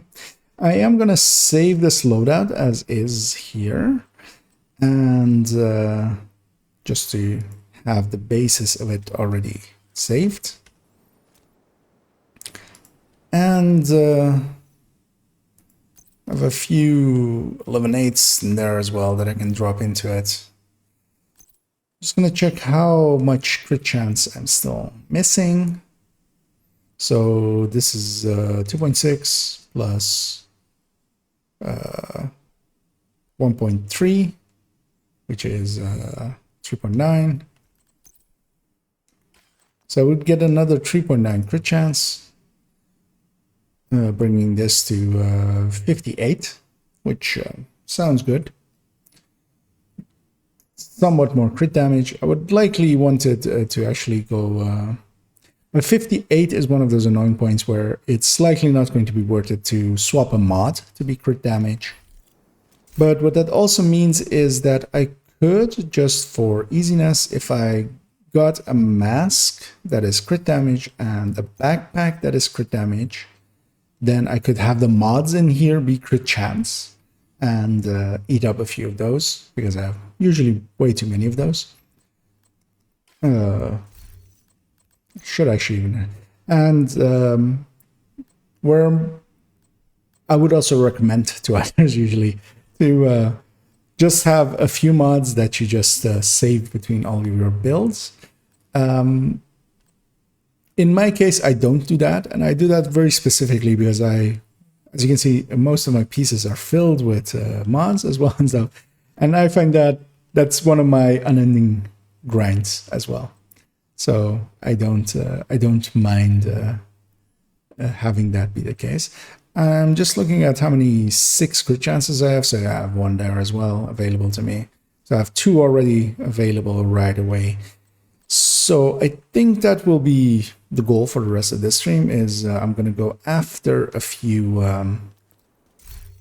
I'm going to farm a little bit more Eclipse, and I'm going to try to find crit damage part here, a crit damage part here, or well, crit damage attribute backpack, crit damage attribute mask, and that will let me put 2 mods in there and end up at that 58 crit chance, 2 crit chance mods. And that to me will look aesthetically the most pleasing, and I think this layout will I mean, I already know it's not a good build, but some of the builds in my collection are also not in there to be good.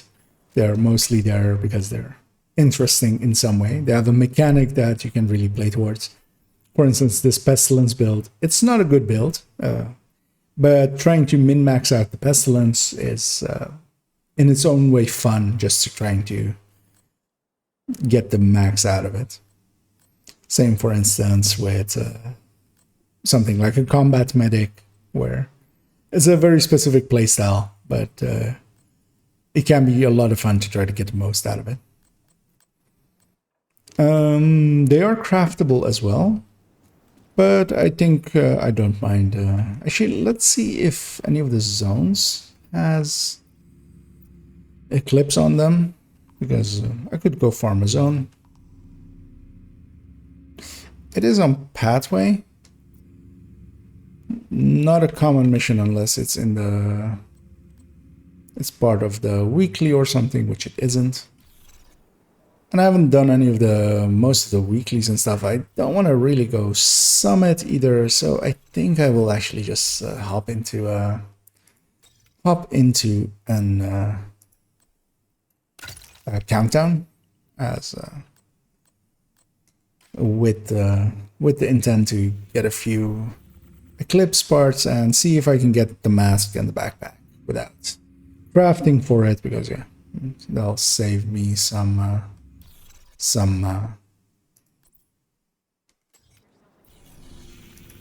some resources. I was matchmaking for normal there. I'll go in challenging, of course. To another agent's group. Swap to a PFE build.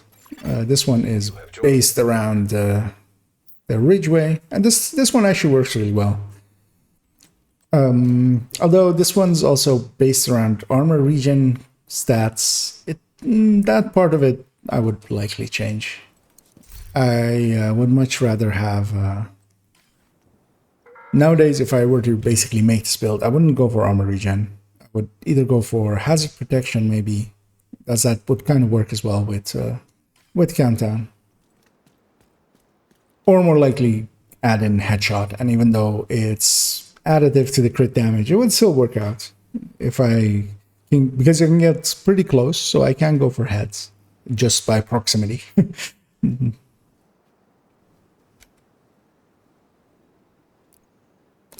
the meantime, let me swap back over to having the tab on the Twitch stuff, just so I can see if anything comes up there. I didn't inspect my allies. It's Sunday evening. The player base in the weekends is usually not the greatest, but Kitchen relay offline. it's challenging Countdown. Worst case, I can carry a little bit, especially on a PFE.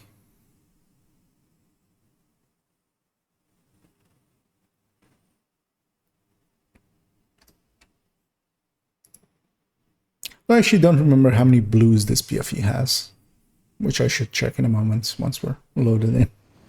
How many blue cores? Infiltrated the power plant. They triggered a Because, yeah, usually I try to not go more than 3 for a PFE. We need to restrict access and secure the nuclear waste. It's 4 on this one. Anyway, this is very much an older design. Lockdown protocols activated. So status effect is, but the status effect is also the one right here, so it should be fine.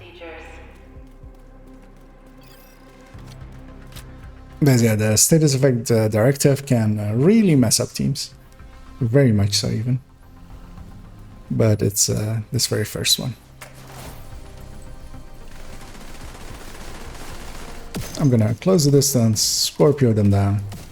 This build is also based around Wicked, of course. Wicked and Ridgeway kind of work together, and status weapons as well. We already lost one person, but there's 4 decently high-level players. Sorry for my yawning.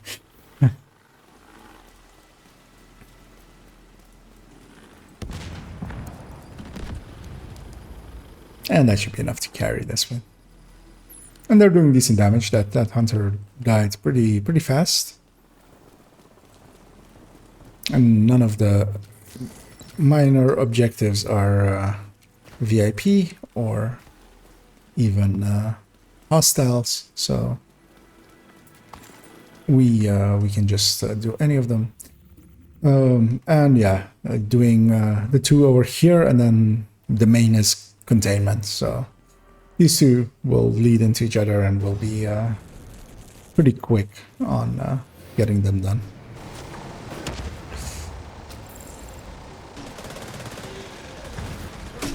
I'm gonna go for the objective upstairs, even though he's going for them too.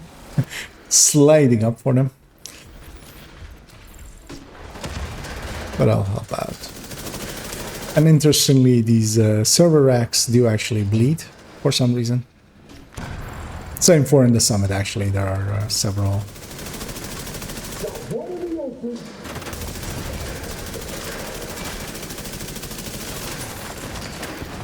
I don't actually know if I changed my targeted loot. I don't believe so, so I'll do that actually right after the bus box. Oh yeah, you have the key. Yeah. You can't just click it nowadays. Clips is down. And I got the chest of this area as well already. Area secure. Gonna take this way around, expecting there to be some loot over here, but there really isn't. My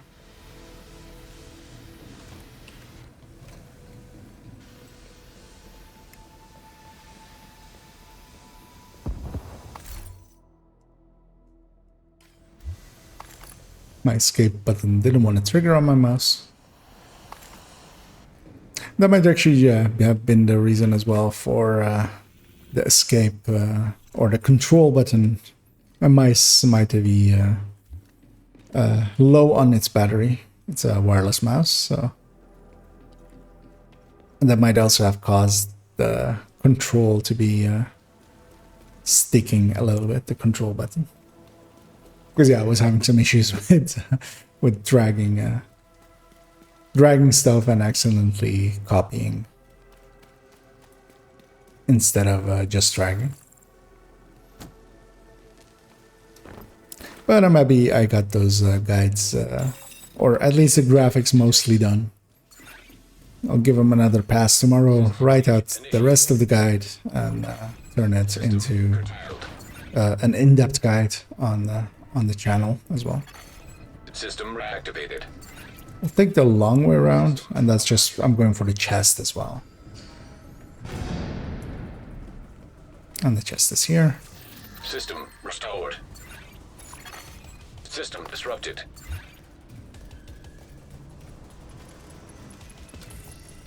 And I have allies that are going after objectives, which makes me very happy. Malfunctioning. We can actually kill the jammer now, which we Systems exposed. should do. System disrupted. So this jammer doesn't bleed, which really decreases my output. Because yeah, I have a statist weapon, so whenever I'm not, whenever I'm hitting something that doesn't bleed, and I'm also wicked backpack talent, so whenever Target detected. anything, 10 minutes to lockdown. and that's actually the kind of the downside of this layout, as especially also for instance against Black Tusk, where they have dogs and stuff. It works a little less well.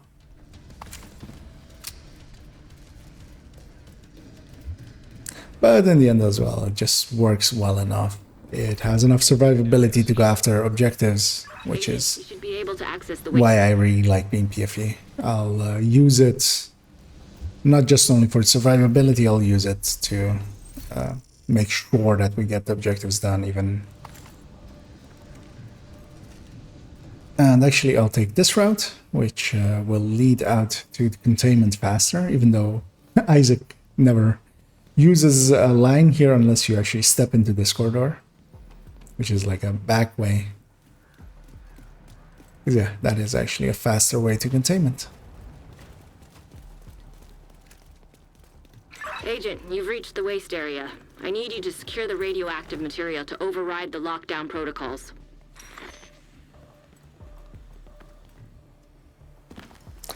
Yeah, most of the ways, if especially jumping over stuff, they're all designed to be exactly the same We need to length secure and that time. tank and get it back into the sarcophagus.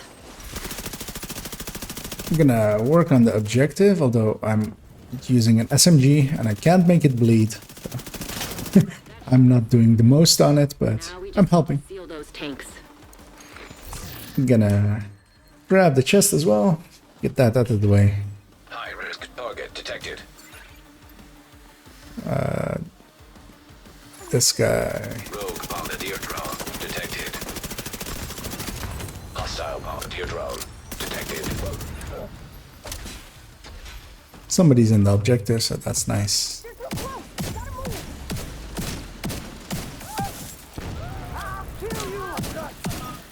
I really feel I should take this to be 3 blues. I don't run this build often anymore, so it's been a while since I've taken it. Usually I much prefer the one I modify for to be an AR one nowadays.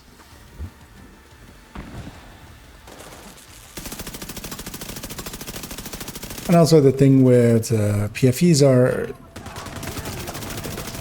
they have a little bit of a different setup going for if you want them to be Doses of for countdown, or if you want them to be for rogue fights. And this one is very much more set up for rogue fights. So what this one would do in a rogue fight is be able to just easily out-survive, even being in a 5-man rogue setup. It would quite easily, Hostile snap. a 4-man group with 5 rogues, Great work, it Agent. would quite easily be able to tank all of Get them. the hell out of there. Out-regen, especially once it gets a bleed going on 1 or 2. Out-regen on armor, everything that is shooting at it. But it's not well laid out more for parts of here where damage is actually a little bit more important.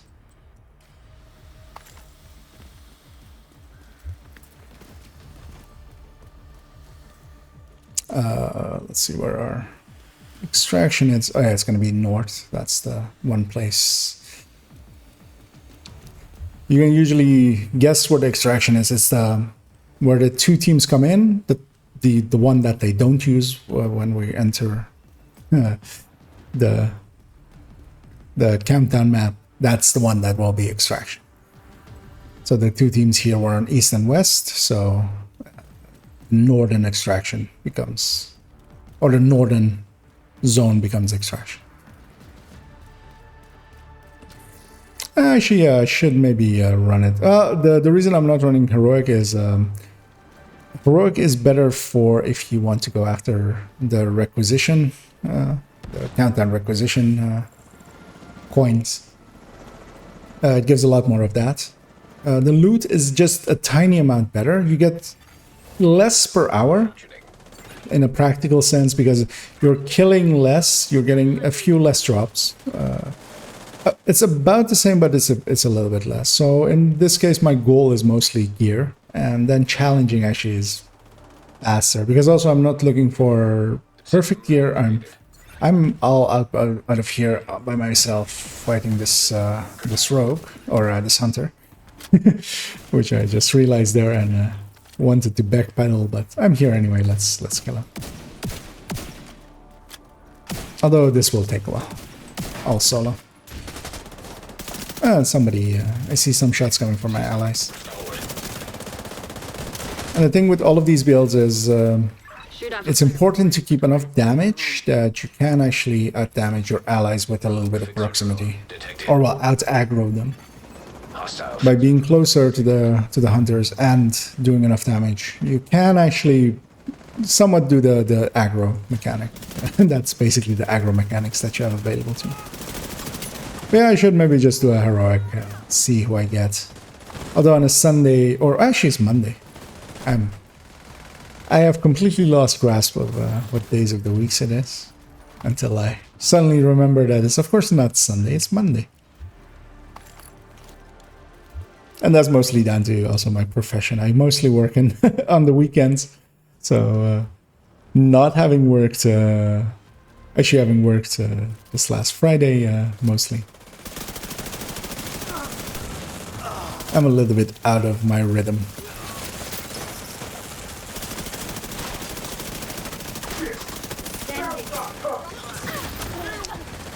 But yeah, the thing with heroic countdowns as well is you basically need 3 good people in the team.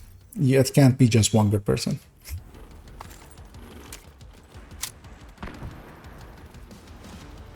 And that's sometimes a little bit of too much to ask. It turns out.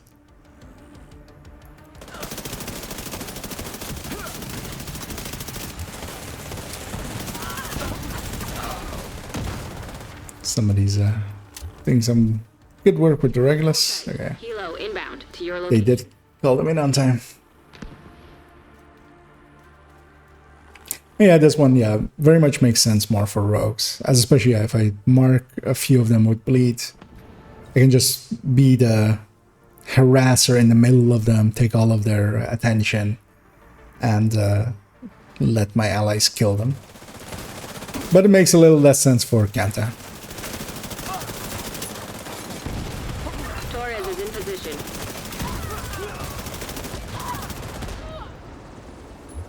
And also, yeah, as I said, if I were to make this one nowadays, this is a pretty old build at this point. If I were to make it nowadays, I wouldn't go for these armor regen rolls. They add about 1% or something to the overall. It's not worthwhile to stick around here. It adds about 1% to the overall regen, but You kept the lights on. This entire I'd much rather. a debt of gratitude that they can never. I'd much rather have headshot even there. Or in the case for here, actually hazard protection, having being able to pull out my shield a lot faster when the hunters jam you. Safe area entered.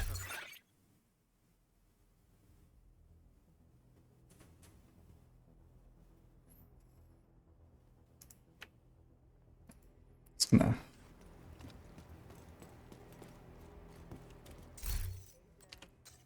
Good to be seeing you. Didn't find what I was after. Yeah, actually, let's take it into a heroic one. But I will likely swap character for that. Yeah, let me swap over to my other character. I'll grab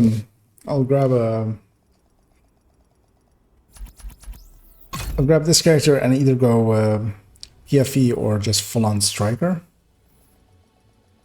Because one of the ways is especially to do heroic countdown in a good way is just to out-damage everything. If everybody's good on damage, that's usually actually even better than having a PFE in there. So this is normally set up to be a chest variant, but I have all the pieces to make it into a normal variant, and I even have the Grupo as the mask, so I can choose between if I want to have a Grupo or a Coyote. And usually I just plonk in the Coyote. Now this one isn't perfectly set up actually for...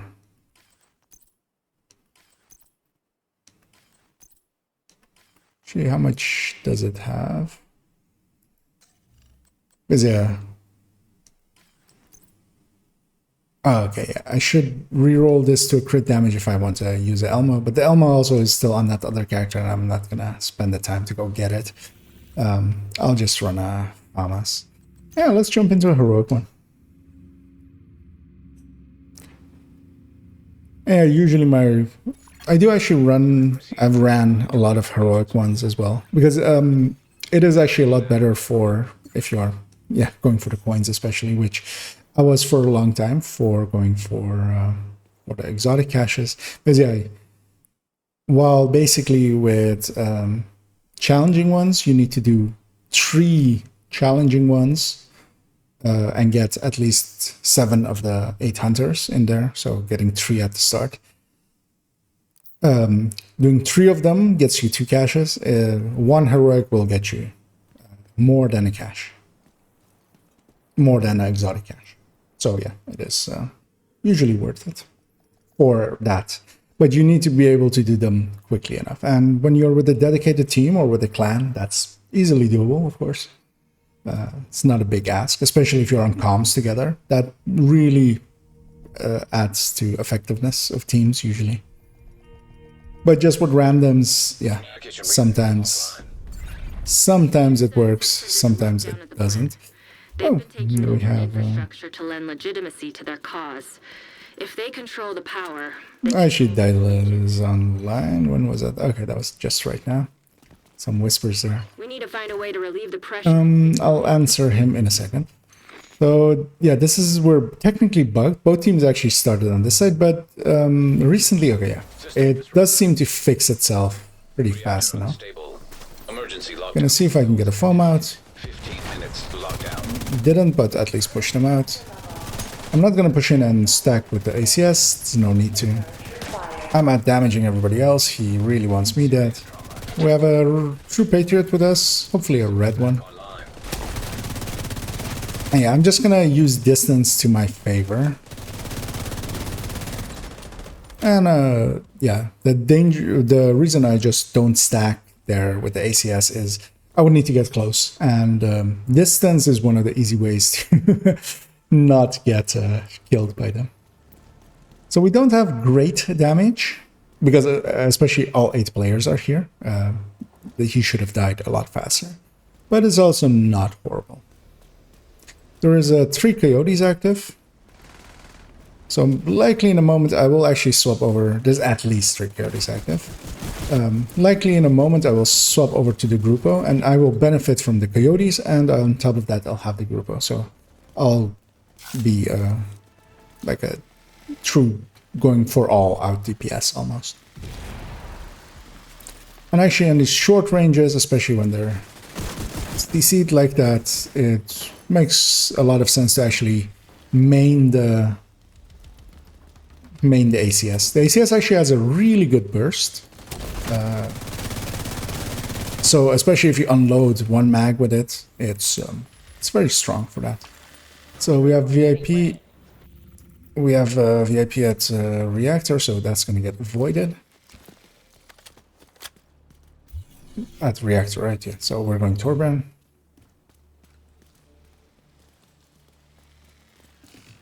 You're closing in on the target. There's the Reactor and Turbine is always very much one thing that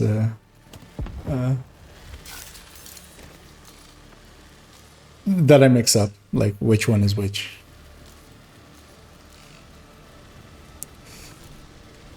And here as well, I will still go after chests.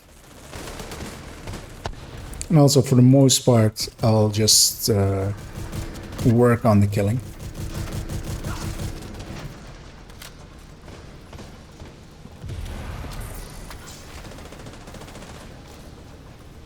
One thing I will do, actually, I'll do that now. I'm not going to use this shield. I'd much rather have a pulse showing me where all of the enemies are. Either that or a Banshee pulse to... although there's actually, I now see several pulses. But yeah, actually I'll recant on that and actually go Banshee pulse and use that as my personal CC. And while I'm here, I'll grab an Grupo mask. When there's this many... Because yeah, there's still 2 coyotes active. I haven't set my targeted. I'll do that as well. Let's do all the busy work here. Let's get all of it out of the way. There. Now we kill.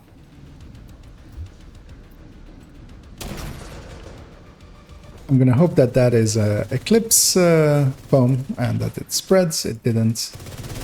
So that's likely not Eclipse. Yeah, no. I was gonna say it could be still a non-chest Eclipse, that it didn't have the spread range, but there it was so close that it wouldn't have mattered even.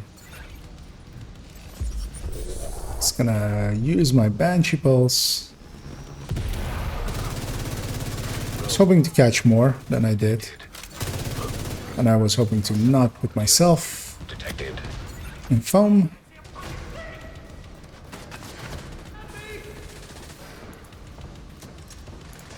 I don't have a shot on him, annoyingly. High value target. I'll just go for the loot. Yeah, hostiles actually also takes quite a while. And I'm surprised that so many people are that against VIP. Well, I feel that hostiles usually, especially if it's in the cooling tower, takes about as long. So the chest loot looks to be behind me. So I'll double back for that after this guy dies. Yeah, especially after a backpack or a mask with crit damage. Somebody's taking it on themselves to call out the positions, which actually yeah, is a good thing to do, and is something that I should. I used to do that quite often, but sometimes you get arguments and I just given up on doing it. Admin. So we can take the back route.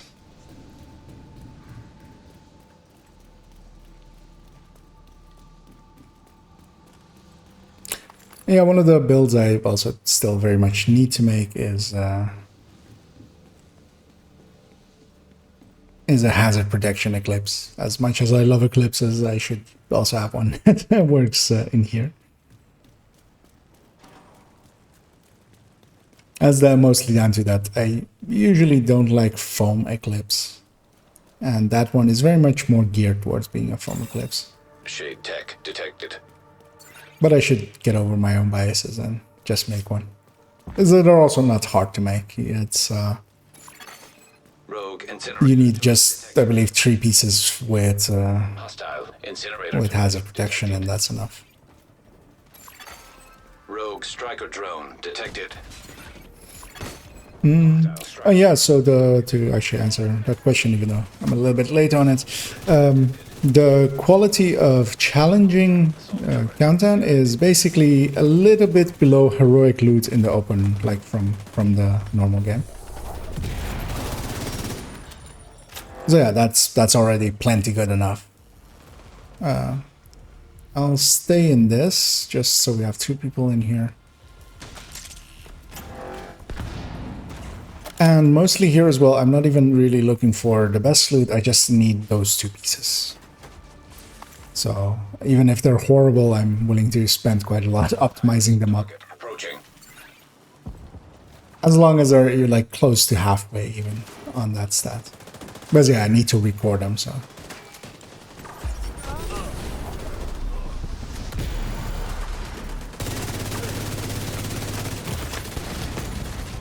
Immediate medical assistance. I might go down to this bleed. That's fine. I have a hive. Area secure. You can head over to the cooling tower.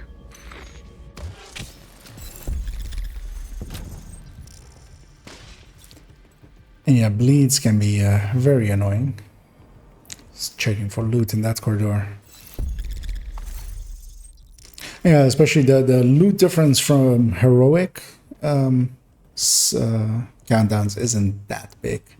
It's not to the level of, for instance, legendary loot or legendary difficulty loot.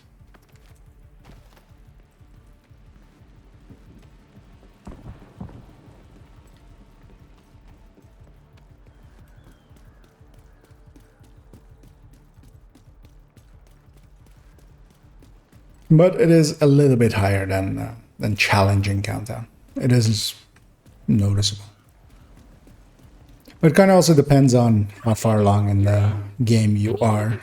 For me, it is optimizing is something that I'm willing to spend the current season stuff on, watching watch points and stuff like that.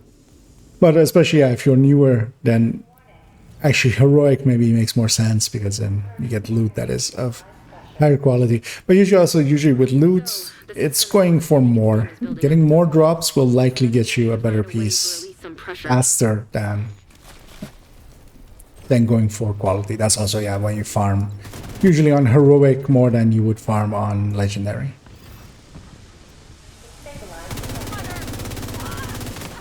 Well, that worked-ish. Now that the pressure is stabilized... We have a heavy there. I'll actually just stick to the FAMAS for now.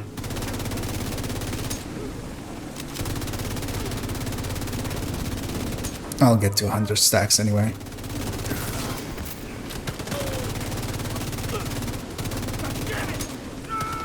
Yeah, how strong these enemies are is actually, yeah, quite noticeable between challenging and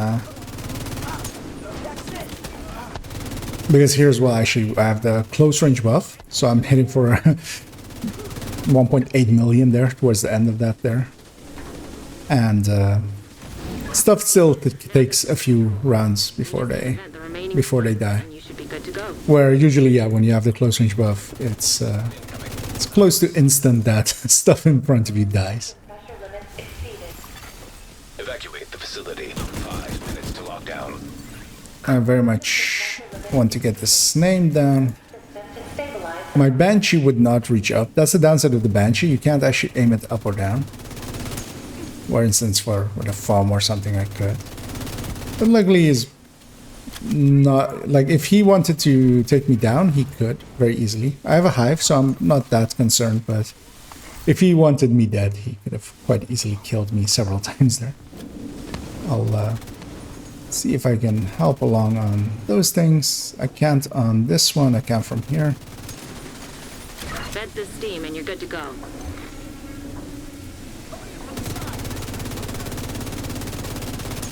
And most of this part, just with the FAMAS, I'm already still most of the way there on stacks.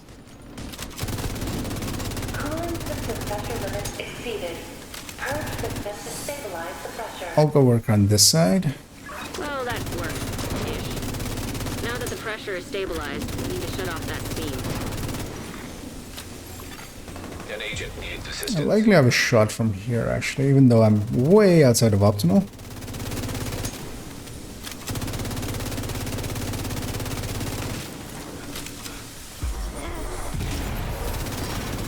Let's actually work on my own survival for a second. There's also here a heavy somewhere. I haven't seen him yet. We need to vent the remaining steam, and you'll be good to go. Incoming. High risk hostile. And this is likely that heavy. Cooling system stabilized. Yeah, there with the close range buff, like the normal challenging run enemy would just melt away, even a named. To a striker, it took 2 max there. Nice. The plant's secure. Grab that loot and then double back, There.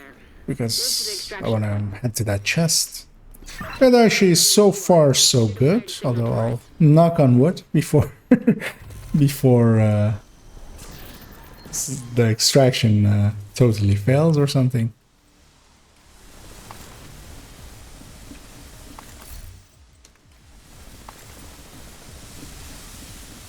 But also the extraction is right next here, so we don't have a long run, which sometimes can impede easily getting out. And I should have enough to just grab this and then run right away instead of checking it. System malfunctioning. Heavily armed hostiles detected.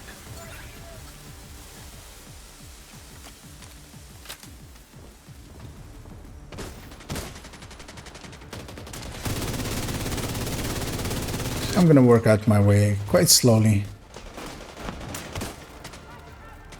And I'm actually gonna go around this side.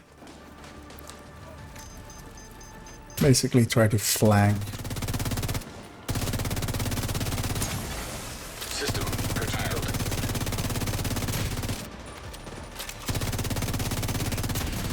Actually, I should close the distance a little bit because, yeah, the close range buff really does make a difference. Even though these guys also have the health to make up for it. But yeah, they're like, I was hitting for 2.5 million and still took quite a few shots before. But yeah, that's also the close range buff. That's not this build. This build doesn't reach those levels. I'm gonna kill those drones if I can. Because, yeah, otherwise they will kill one of my allies. And one of the things that is important is just to take it slow. With this fight, just work your way through. Don't overextend. Watch out once you... Come home, shoot off a flare. Watch out that you don't put yourself in a situation where you go down while weakened, especially. Because yeah, that's the easiest way to die here, is to go down twice in quick succession. An agent needs assistance. I see this guy trying to escape. I won't be able to kill him in time. Chopper's coming down again as well. Restored. That will at least basically CC himself. And I could close the distance, but I also would put myself in range of that chopper, but... I'm also at health gate. I'm gonna heal up. We still have one hunter up. I'm just gonna turn around and hop there. Curtailed.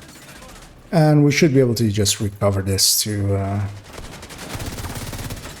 kill everything. Because I think all of the hunters are down. It's just the choppers left.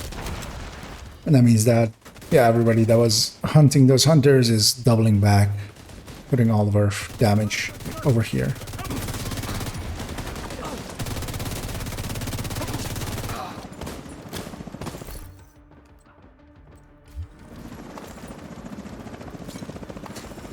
hoping somebody's keeping an eye on the... Hold tight. Okay, Inbound. somebody was. Your location. Although that was a little bit early. We were at 20 seconds.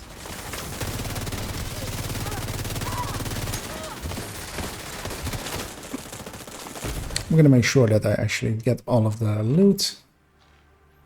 Especially all of the dog tags. But yeah, that mostly dictates your amount of coins. Let's get you home. And also on this run we got all 8. So, especially these guys.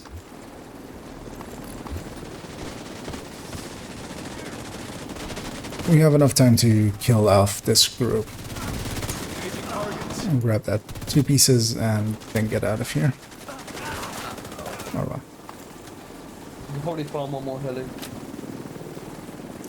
Somebody yelled out that we can farm one more heli, but no, that's not true at all. that thing's gonna come down at around minus 17 seconds there. So here we got 208. You saved the plant. That was impressive. Which actually yeah, is a little less than a cache actually. But also I feel like maybe I missed the dog tag then at some point of the extraction. Because I think it's 214 for Safe area detected. a cache, right? And that's usually what you got. Or 224. Okay. I think I missed one. Because yeah, usually you end up about a cache words on a heroic. But yeah, loot-wise, it is higher. It's noticeably higher, and actually that piece is gonna save me some optimization.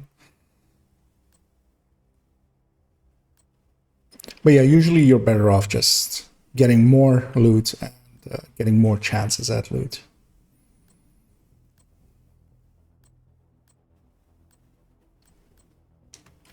Thanks for the business. But actually that one glove is likely going to be better than whatever I had on that character already, so that will save on some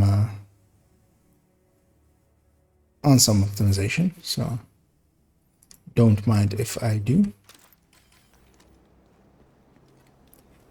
Actually just catching up on chat real quick. Okay, yeah, so yeah, at 500 SHD, it's very much still, you want to farm good pieces over trying to over-optimize too much. Especially spending those optimization towards the few builds that you really care about. Yeah, and there were several 2 million shots in there. But that was all down to that close range buff. That is not... an obliterate striker does not reach those numbers without that.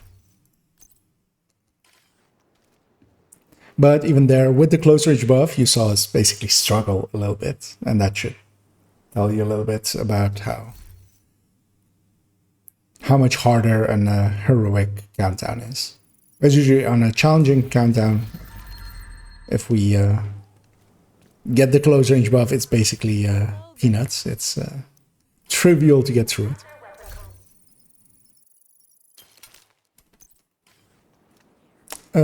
Just gonna check what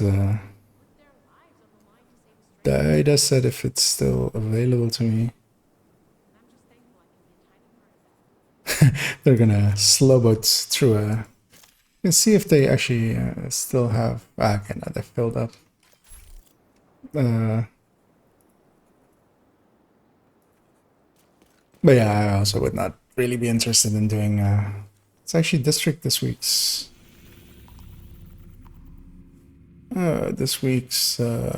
Legendary, I feel. Yeah. Oh yeah, I was considering doing it today, but then I saw it was skill attachments and...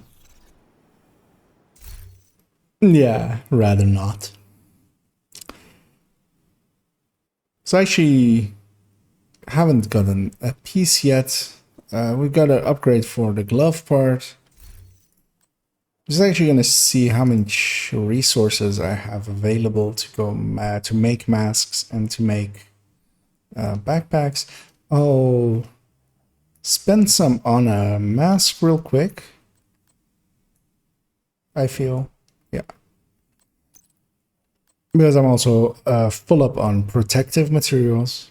Usually when for most for most players that are still grinding expertise, you should always try to, if you're close to full on protective fabrics and the weapon version of that, which is called receiver components, of course, you should donate those to expertise. That's really one of those resources that fills up really quickly, and you should really bleed it off on expertise a lot. But also be sure to keep enough around for the weekly projects. Can I repeat what I said about Coyote? So Coyotes versus Grupo on that build specifically. If there's already several Coyotes on the group, we will likely overlap. So what will happen is you can't have this. There are the 3 buffs, and you can't have more than one of each of the buffs active at each time. So you can have one of each different distance active at each time. But at the point that there was at least 3 Coyotes in the group, because there was 3 Coyote buffs active. And that meant that there were likely more than 3 even, because it's a popular piece to run. But then what makes more sense is for a few people to swap over to Grupos, especially the higher damage builds. And then in that way, I both benefit from the Coyote, from others, and then I myself have an extra 15 crit damage just because I'm running a Grupo piece.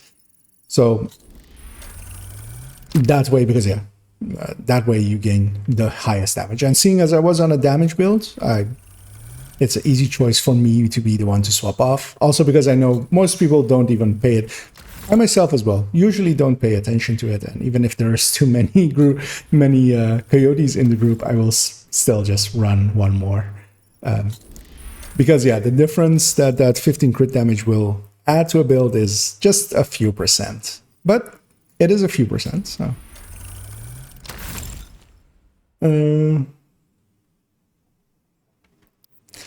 That's why it's not so much a decision that you just make all the way, that is just set in stone.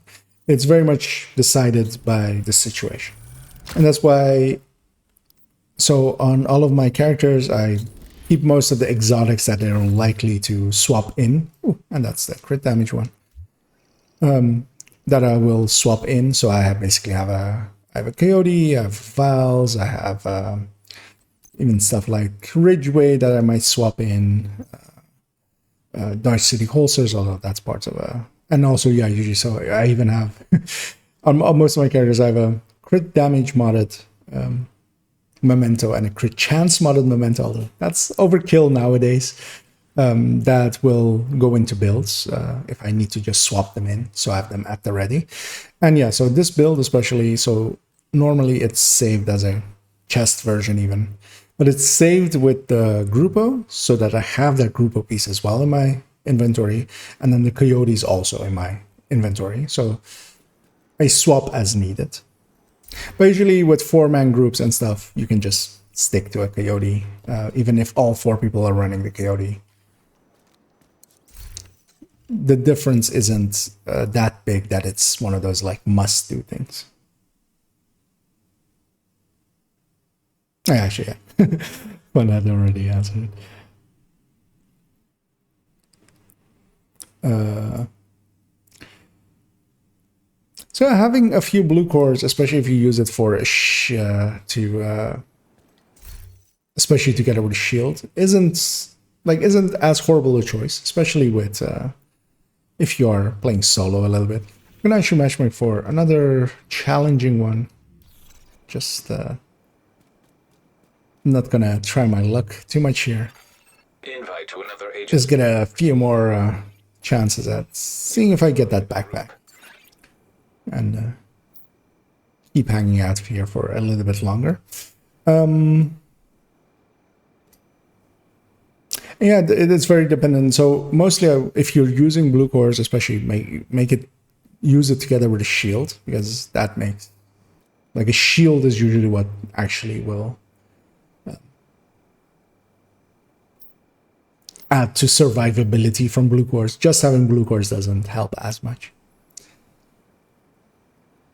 And yeah, I'm very not averse to having a little bit more survivability. That's basically what my tech tank setups are. They give up quite a lot of damage, as I discussed as well in the tech tank masterclass. But I feel it's worth it because they gain that in some survivability that can be worthwhile, especially solo.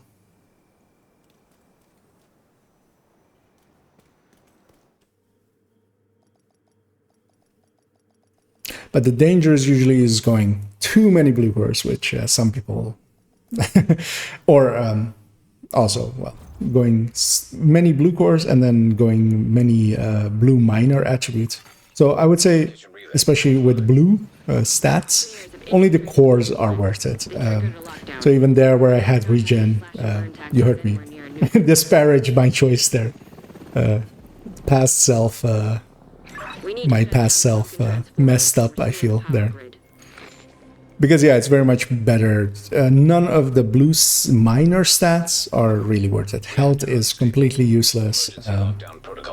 Armor regen isn't really valuable unless you really have nothing else to spend it on. Hazard can work, of course, but that's something very dedicated, like you need to use it in a position that makes sense. And I'm trying to remember what the last blue was, but I don't even remember. That's how... Oh, it's explosive resistance, of course. And yeah, that one... While... yeah, there are very limited spaces where that one can be put to great use. But yeah, it's so situational that, yeah, it shouldn't be in any build except when you're literally going for that. Oh, we have several 10Ks in the group. This should be... Although, yeah, the SHD doesn't say much, but it helps. I will trust usually that 10K will know what they're doing at the very least. I hit the last button, I'll let them hit that button. Although even though that was actually... that was the short range buff, so we should definitely get it. Somebody yelled out reactor and cooling tower, and yeah, that's the avoidance of VIP.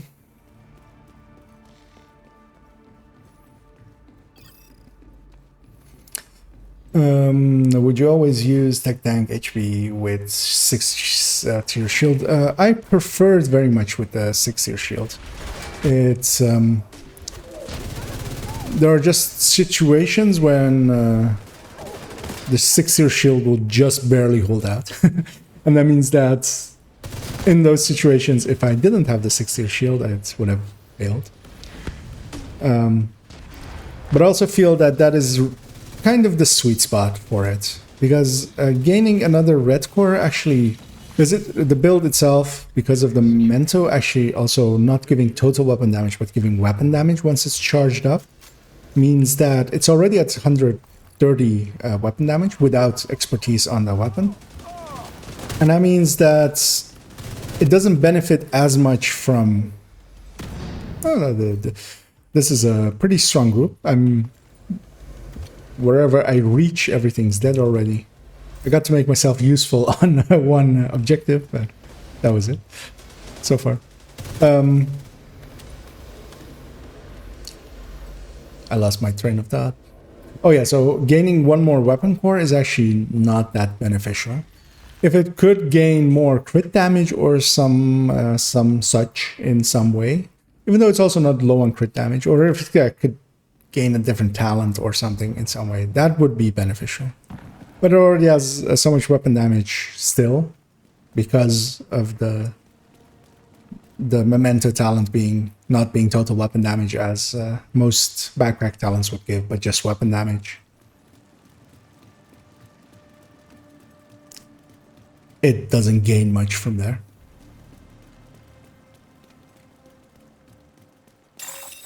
Shade tech detected. Yeah, there is... I mean, all of the talents, basically, once you have them equipped, there is no cooldown or anything before they become active or anything. So stuff like that is very much what a lot of people do. You can actually, some people even do that with Acosta, equipping Acosta real quick, throwing a grenade, overcharging that way, and then swapping back. But yeah, that Bellstone chest is very much, the name Bellstone chest is very much one of those as well. You can just equip it, get a ton more healing out of it, and then swap over. And especially with the firewall, the firewall medkit that really overheals by a lot.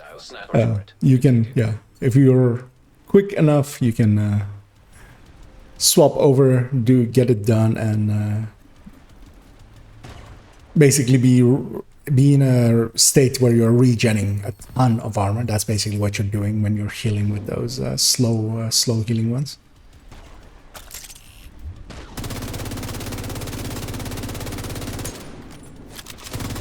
Oh yeah, there's a lot of the... You can also do the same actually with BTSU in some cases, or just programming a BTSU, tossing a hive, deconstructing it. You go to skill tier 6 at that point. Then you throw out a second hive. When you're just overcharged on yourself still, then you can supercharge a group like that. Stabilize power distribution.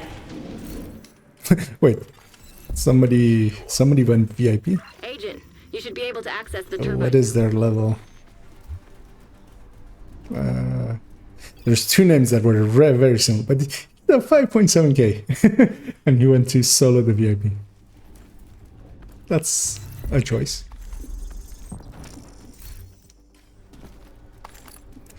I did not make my way to the chest.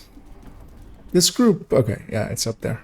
This group feels advanced enough that they, that someone will have gone for it already, so, which, yeah, was the case.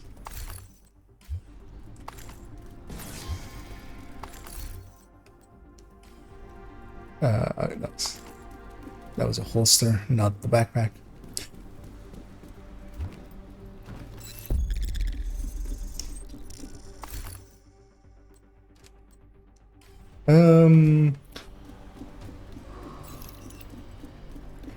Yeah, especially with the tech tanks, they are a lot stronger once the memento stacks are up.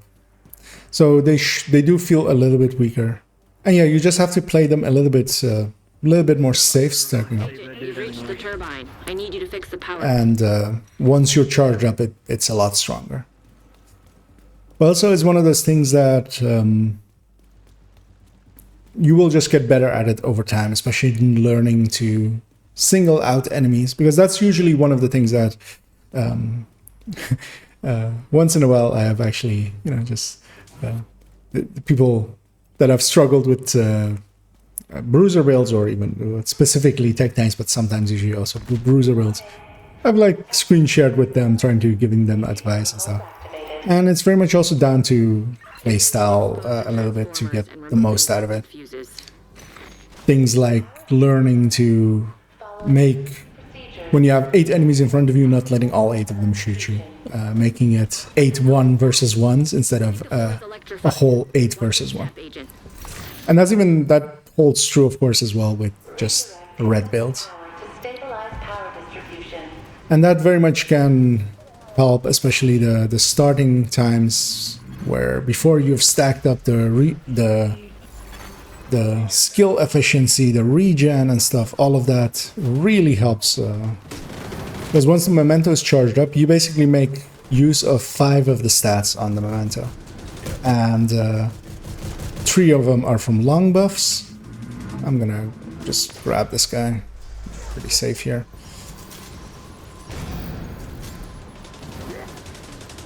I'm gonna go for that objective. Oh, there she, okay. Several people are working on the objectives already. Oh, that's not an ally.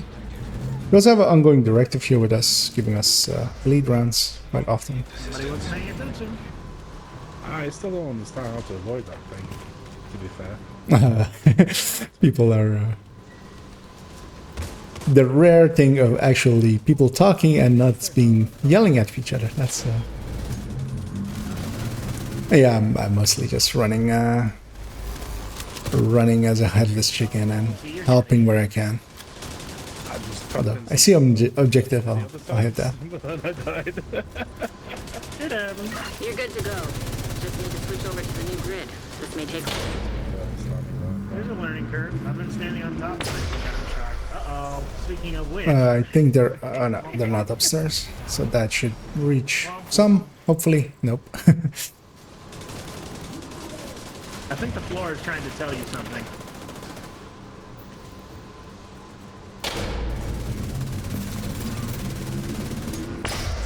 Yeah, the floor is really trying to tell you something at this point. I watched that one.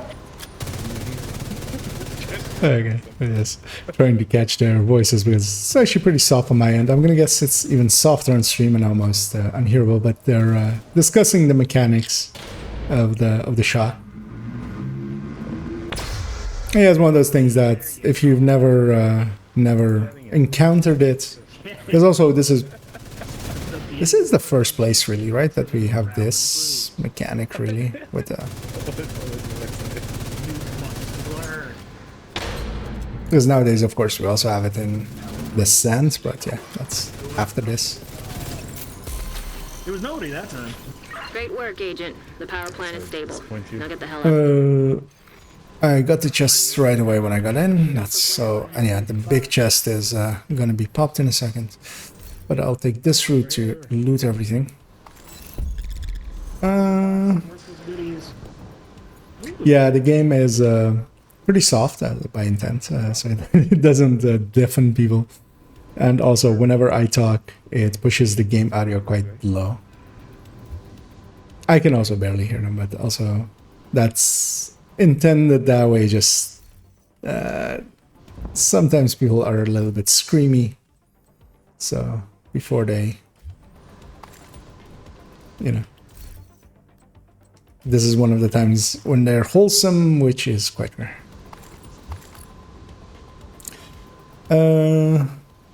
Actually, there was a question over on top of that. Heavily armed hostiles detected.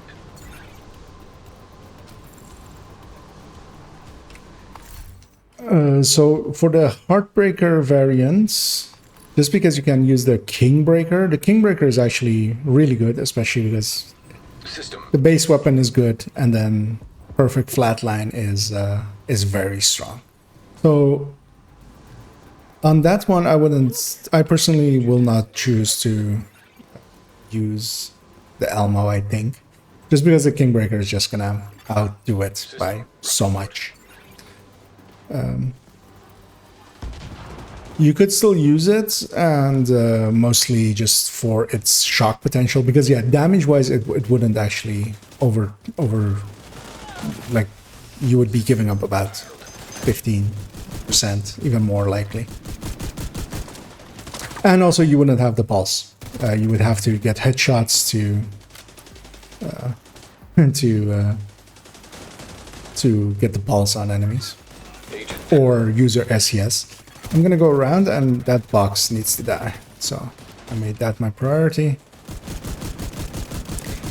Even though I'm pretty far away, I'm gonna stack with the ACS a little bit.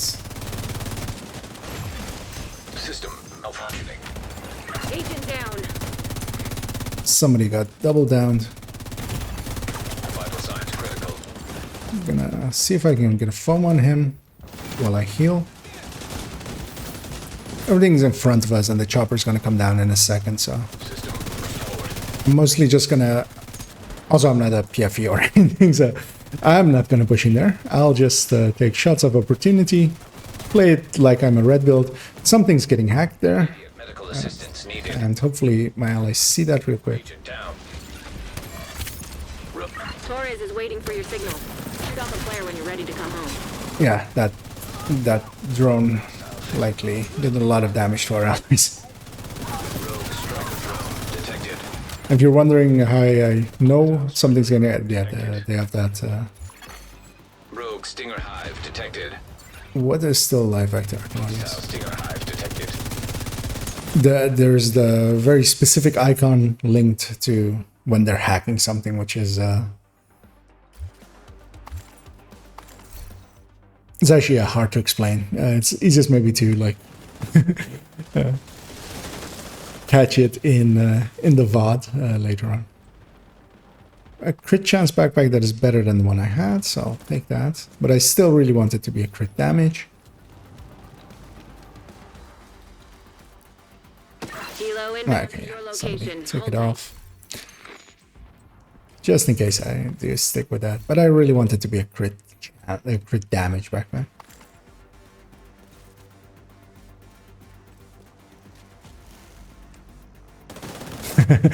Yeah, I assumed that. Yeah, that coastline was a flatline.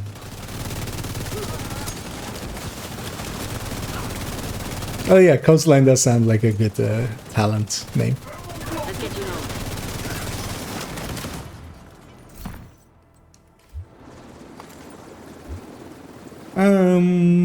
Will likely not be able to get one more.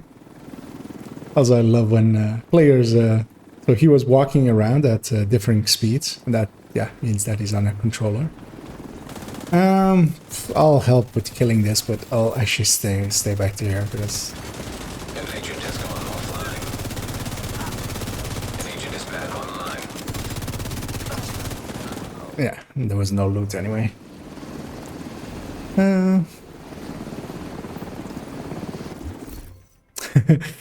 Yeah, PC crashes are very much.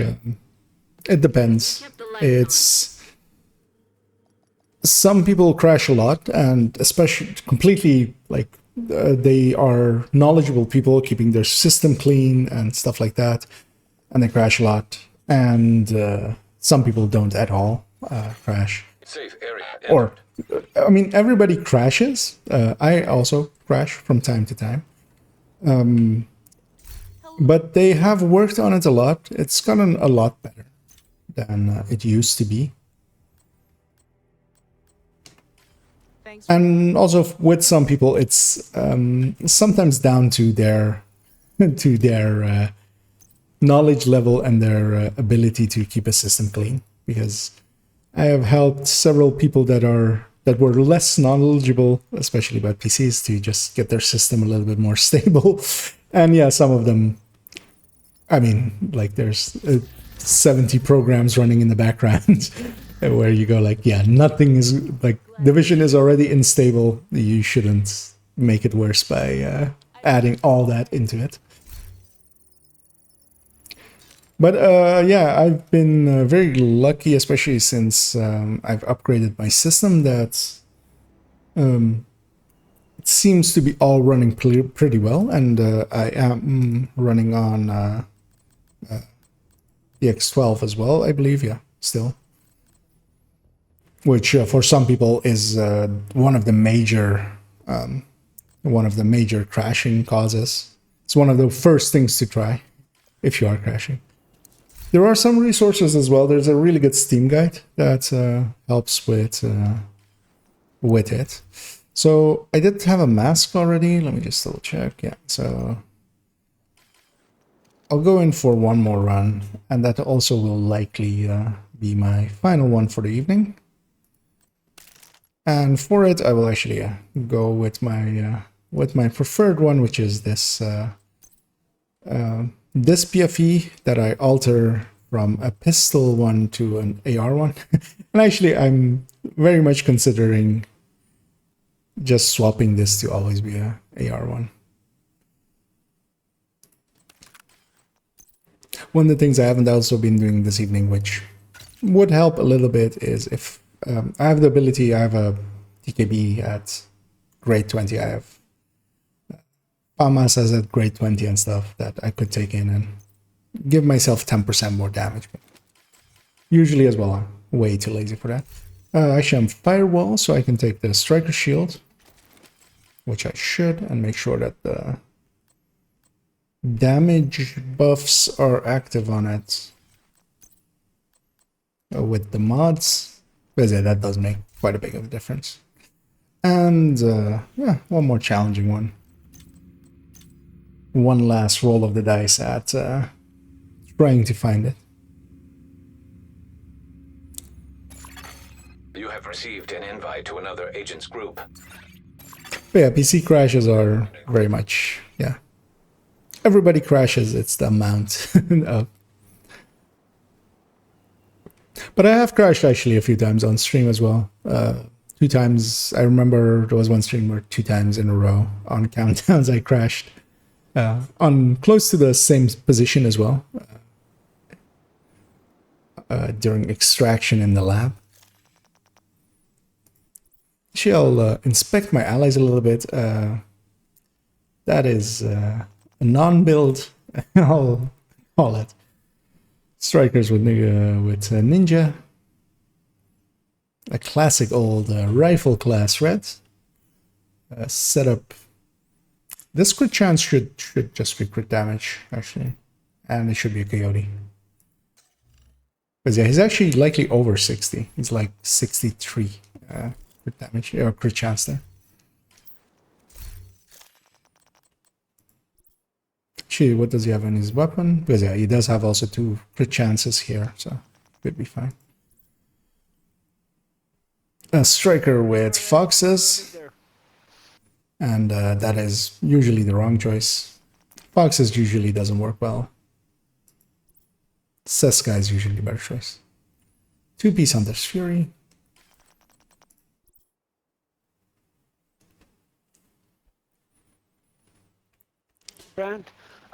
Is somebody working on their red builds. And strikers with chest without backpack. Start the countdown. Elsewhere you can go. Somebody is yelling stuff, so yeah. And that's why I have them soft, because sometimes they're just yelling.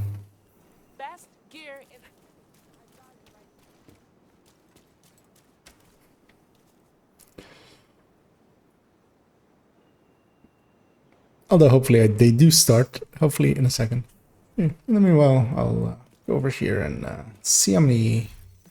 So I have enough for 2 exotic caches already.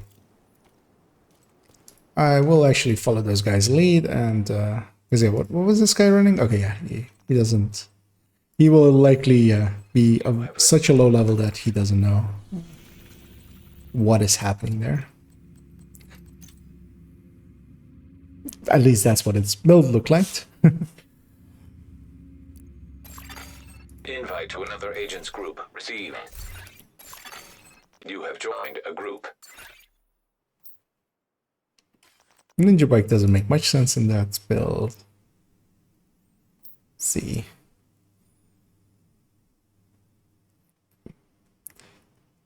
All except this chest talent kind of looks okay. But yeah, he was missing a few stats as well, so he was likely a newer player. Walker and Harris really doesn't make sense there. A glass striker with that backpack. Okay.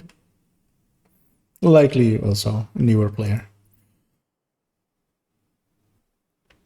Now, what is the second piece of Usina actually? Actually, armor and kill. That's not the worst.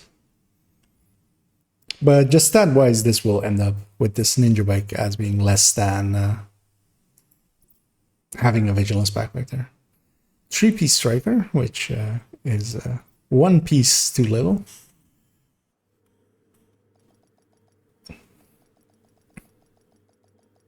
But yeah, usually if builds are close enough to being good enough, that's fine for running challenging here. And while I joke about them, it's hard to make good builds. It took me quite a while as well to get there. So I don't mean it as disparaging, but yeah, just talking about what I see and why it's wrong. Because sometimes knowing why it's wrong is just as valuable as knowing what is right. We need to shut down the broken transformers and restore the power grid. Yeah, and so for instance, for things like that, where they have a few weird pieces in it, nowadays there's also the explanation of that they are going for proficiency, like saving I don't know why those guys are going for the second hunter when the first hunter we could just all benefit from killing it. I will not join them. I will stick with the obvious route. Is it? They're also not, like, none of them is super low level, but they're just going the wrong way.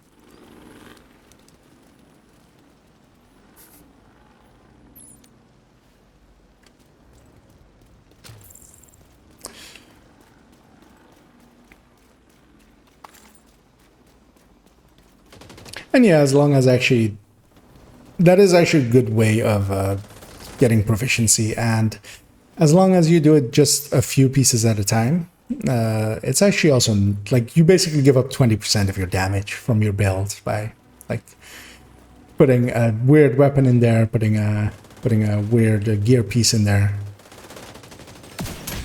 But as long as the rest of the build is all good, then yeah, it's not that bad of a loss.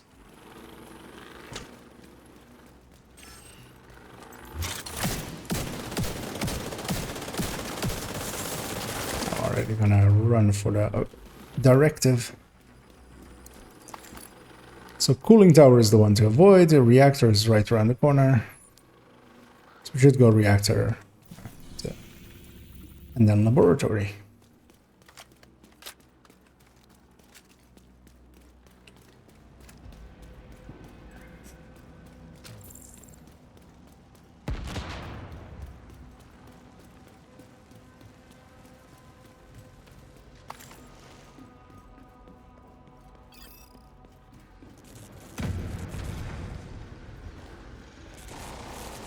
Gonna start off with some more hunts. Let's see if somebody went for...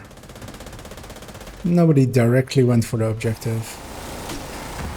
He's looking like he's going... I'll join him, just... I'm here anyway.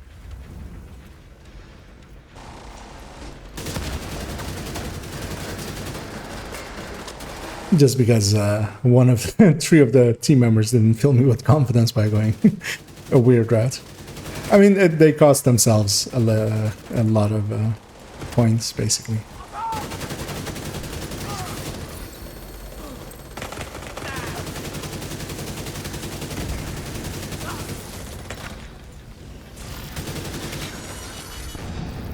So the chest is going to be on the balcony. One of the fun things with PFE is you can actually just go hug those guys. Finally give them, you know, their farewells. Because yeah, their damage is considered, their flame damage is considered elite as well. So protection from elite saves you from that as well.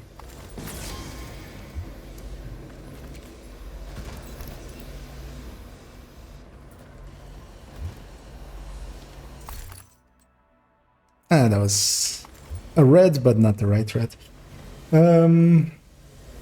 How do I know what is... So the hunter spawns are fixed. On the extraction, it's very much dependent on basically knowledge over time. I can actually go... I should actually go this route because we are going laboratory. So the 4 at the start are very much fixed positions. So there's always like... If you basically look at one of the runs that I did, like just in a VOD or something, or just any countdown, just going into a countdown one. So the positions that they spawn is very much fixed. Now, of course, the way that you approach them, they end up a little bit different positions, just because they aggro and then start moving towards you. And then every extraction area, so all 3 of the areas that could be as an extraction, all of them also have the hunters' fixed positions where they spawn. But there is also very relevant of how you approach them, and that one is a little bit harder because you just need to learn over time. It's not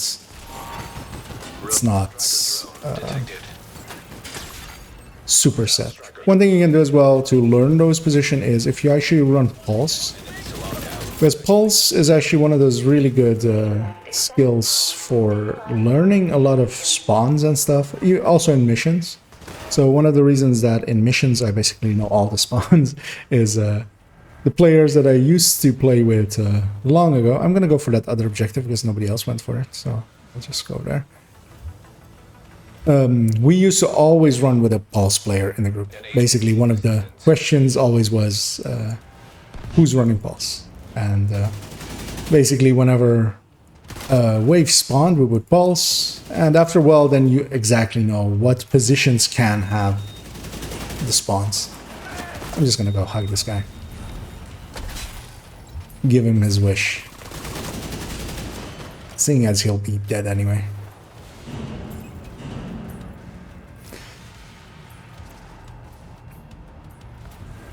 Everybody left the other one, and that's now getting captured by Danny. This is and everyone left this one again except me, but I'm just not leaving this one, hoping that they'll recapture that one. We need to hold both ones at the same time. This one is captured, but if other enemies come back into the zone without anybody here, they would start recapturing it, which is what happened over there.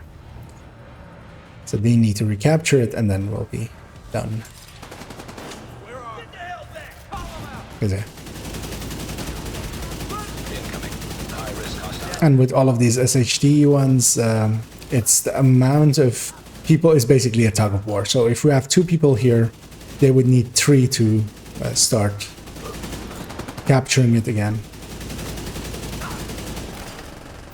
They basically, one side needs to have +1. But yeah, the enemies of course spawn with a lot more than we do, so they can tug of war you out of it pretty easily.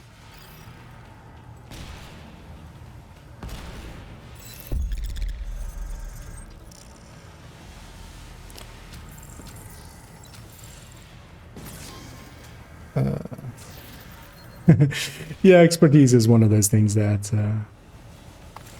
can take a while. Usually, it depends on like if you already are very set and have everything or not so much. If you can't focus everything on it, it goes a lot faster, but especially for newer players that are also working on their libraries, their recalibration libraries and stuff like that.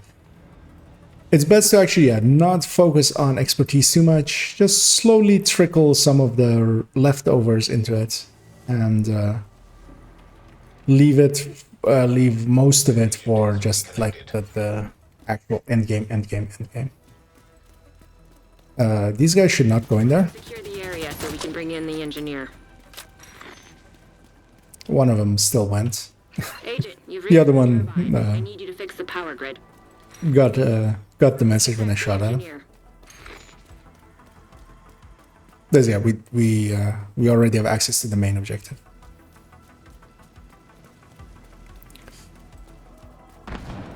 But yeah, once you can actually start to focus, especially on expertise, because you have most of the other things done, it can actually go pretty fast. Because getting up to 15, 16 isn't too hard. It's mostly just farming the brands, all of the weapon types. Because yeah, you can just farm them, donate them, run some of the DZ names and stuff while doing it even. Because those you won't be able to farm, of course. Transformers and remove any busted fuses. Power surge imminent. Yeah, just yeah. So those starting hunters, you just it's set positions. What the hell was that? Once you've Electrified. Watch your step, agent. and that's very much the case. That's also the case with all of the chests. The chest positions are all the same. It's just I'm gonna get shocked here because they're. High-risk target. Actually, I can go up here. Just in time. Usually going for that one the way that I did leaves you out of position to be able to get to somewhere safe.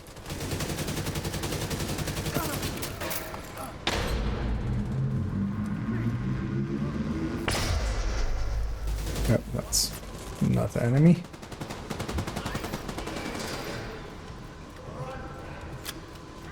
Chest has already been popped on the balcony there. Evacuating facility. That heavy's protecting that rusher, but I'll just go hug him.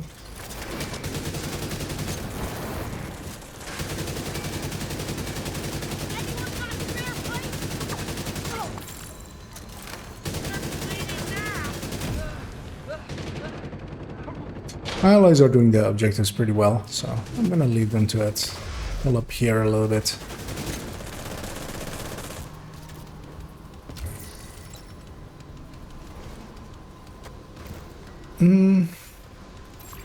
SHD snakes?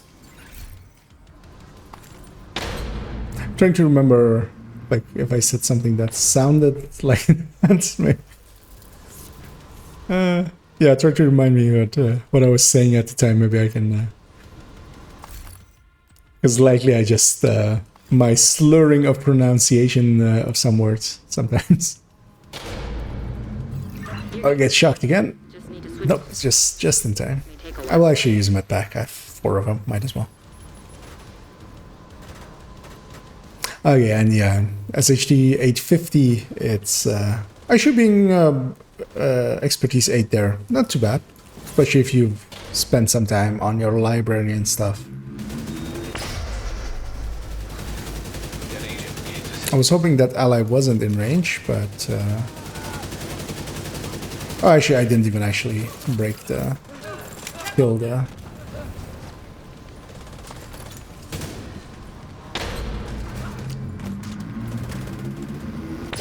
Oh, nobody went for the final one, which seems common. Oh, someone went now.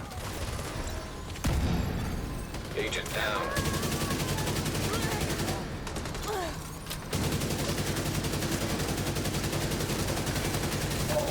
Yeah, this suddenly got messy.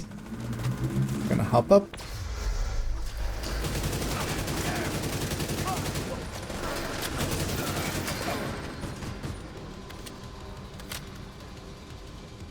They're up above me. Which,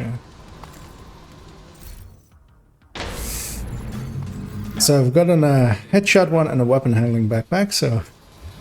And a crit chance one, so... At some points, a crit damage one.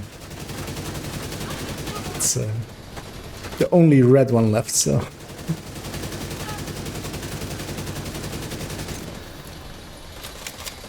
just gonna... Oh, actually...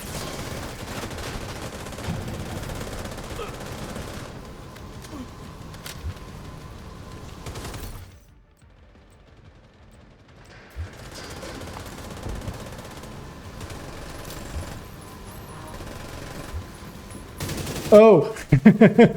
Yeah, okay, yeah. That's... I was using your name, of course. That's snakes. Yeah. Shoot off a flare. That shows a little bit that I'm also getting tired at being catch at myself. I already got a small chest because I was on the balcony, of course, so yeah, just a big chest left. So yeah, I did stream a lot today. It was kind of worthwhile as well, so Heavily armed I'll hostiles keep that detected. grudge. It can be recalibrated to be a guard roll. But I likely already have a guard roll. One. Likely. But if I don't, I'll swap it out. Because a grudge isn't a good weapon, but it's not a bad one. That hive scares me a lot. Because that can be hacked and that will heal this guy's.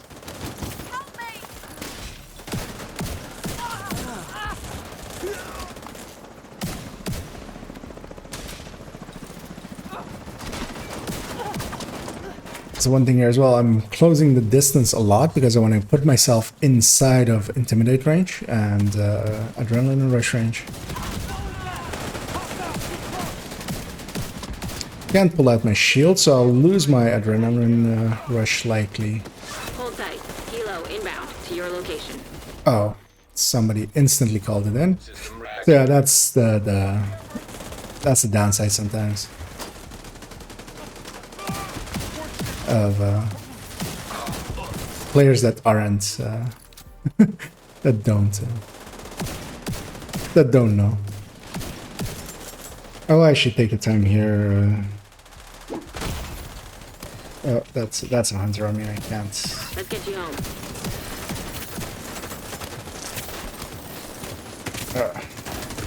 That's also not in the right channel.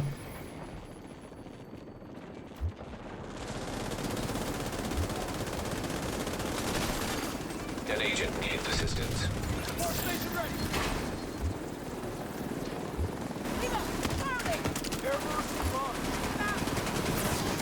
Here there's also some value to the to a PFE is that I can run around without actually being in any danger of dying. I hope most of my allies get out as well. I see 2 already that will not. They were very much, well, 3 even. That. Oh. If it wasn't for you, Okay. we would have lost the power plant. Thank you. They didn't get out in time, and then you get half points is the downside for them. So instead of the 158 that I got, they would get like 70 something.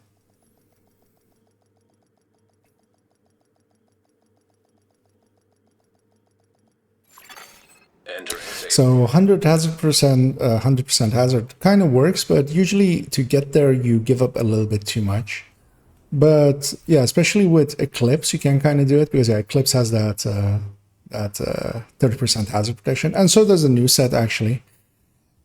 And there might be actually some value to using that new set to provide group-wide protection from hazards. But the explosion on the elite huggers is also an explosion. So you would still hit health gate just from the explosion, but then the fire wouldn't affect you if you were fully immune. But PFE, because they are elites, both the explosion and the fire don't really hurt. But yeah, actually, yeah, as I said, full hazard protection based. Well, actually, mostly disruption protection based Eclipse is something that I very much have on my on my radar to make for Countdown. It's one of those builds that, yeah, I should have had ages ago. Especially, I'm a decent Eclipse player. I should have that. But mostly the reason I haven't is I usually prefer PFE in there. I usually prefer full damage in there. But having seen the effectiveness of those builds as well, as long as there's enough damage, I should have one.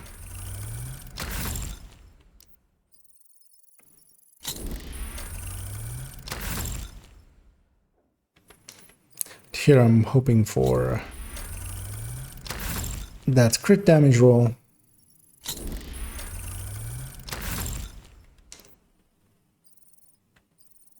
And I have a ton of these resources, of course, because I usually don't craft Eclipse or anything. Because yeah, usually for actual fire eclipses, crafting any piece is instantly god roll, because yeah, it's a yellow cord piece and then you just put status effect there, so it's easy, perfect. But yeah, when you want them with red stats, then they take a while. And there we go, that's the crit damage one. So I'll just take a minute to actually just put that build together, outline it a little bit. But actually, I think I still also had a 6 crit chance just lose on this character.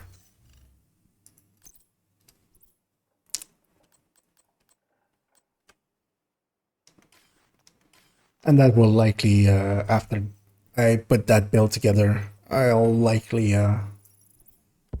that'll be it for me for this evening. But my plans are to stream quite a lot, as I have done today as well. Although tomorrow not as much as today. Likely I'll only stream in the evening. And try to keep that up for most of the evenings this week. Try to, you know, just keep a schedule going, see if there's interest in from people.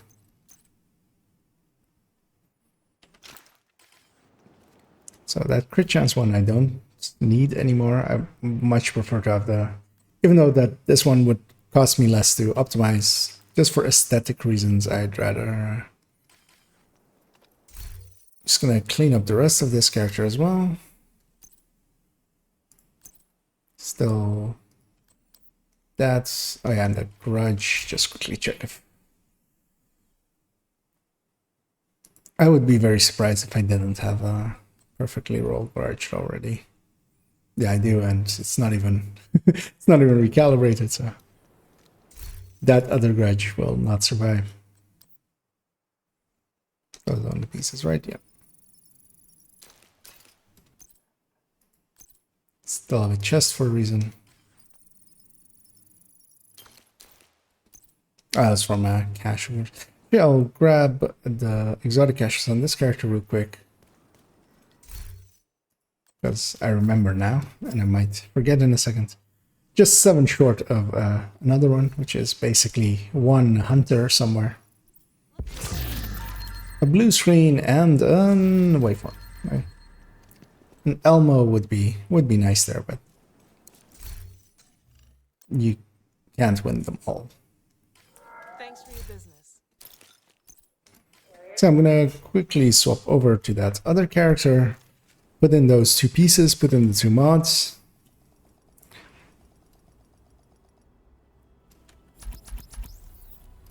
And likely tomorrow, I'll add that build as well. I'll actually probably run it in the evening a little bit, just to get a little bit more time with it, to kind of understand it a little bit better, and if I maybe want to change something on it. Safe area. Because also one of the options on it would be to go with the chest, with the Eclipse chest, and then have a Seska piece just on one other part. And usually what I do with builds is exactly that. I play around with them a little bit, see what feels right. Usually also run a calculation sheet on them, because you don't know till you know what the damage outputs are. So I have a mask and a glove and a backpack. Actually, I don't remember if it was a glove. I did. It was a glove. So this piece as well can go, because yeah, I've decided already what my crit chance crit damages are gonna add up to. That's a 10.9. That's a 10, actually wasn't an upgrade, so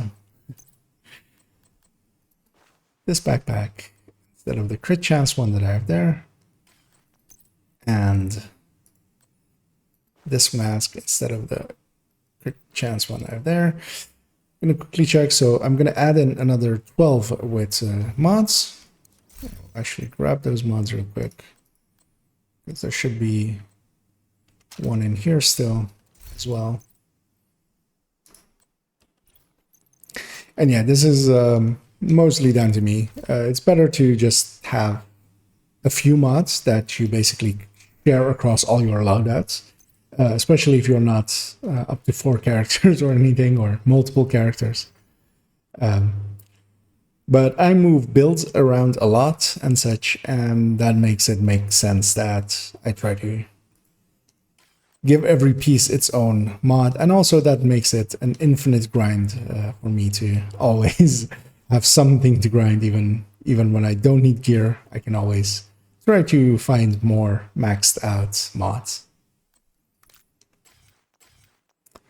So should be 58 now, which I am. I'm gonna save this as a loadout real quick before I accidentally mess something up.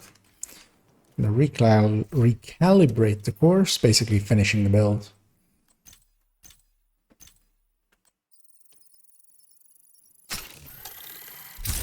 Backpack.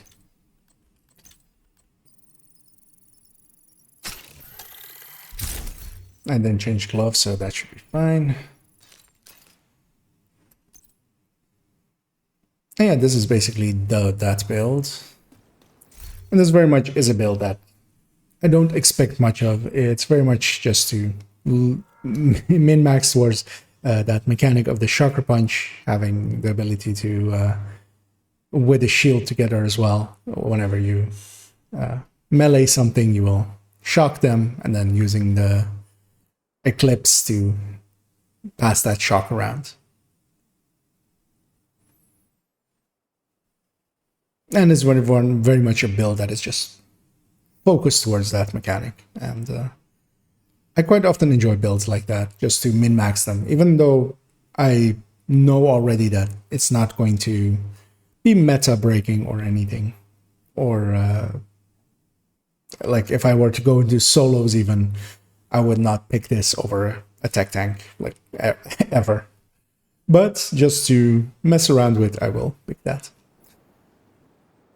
And actually, yeah, the very last thing that I'll do is give it a color. And also, actually, one of the things that a lot of people have missed, and apparently very few people know, is that, yeah, you can actually just, if you go into apparel and then go into here, scroll down to the gear dies, you can just apply it to all 6 gear pieces in one go, instead of trying to put it on each gear separately.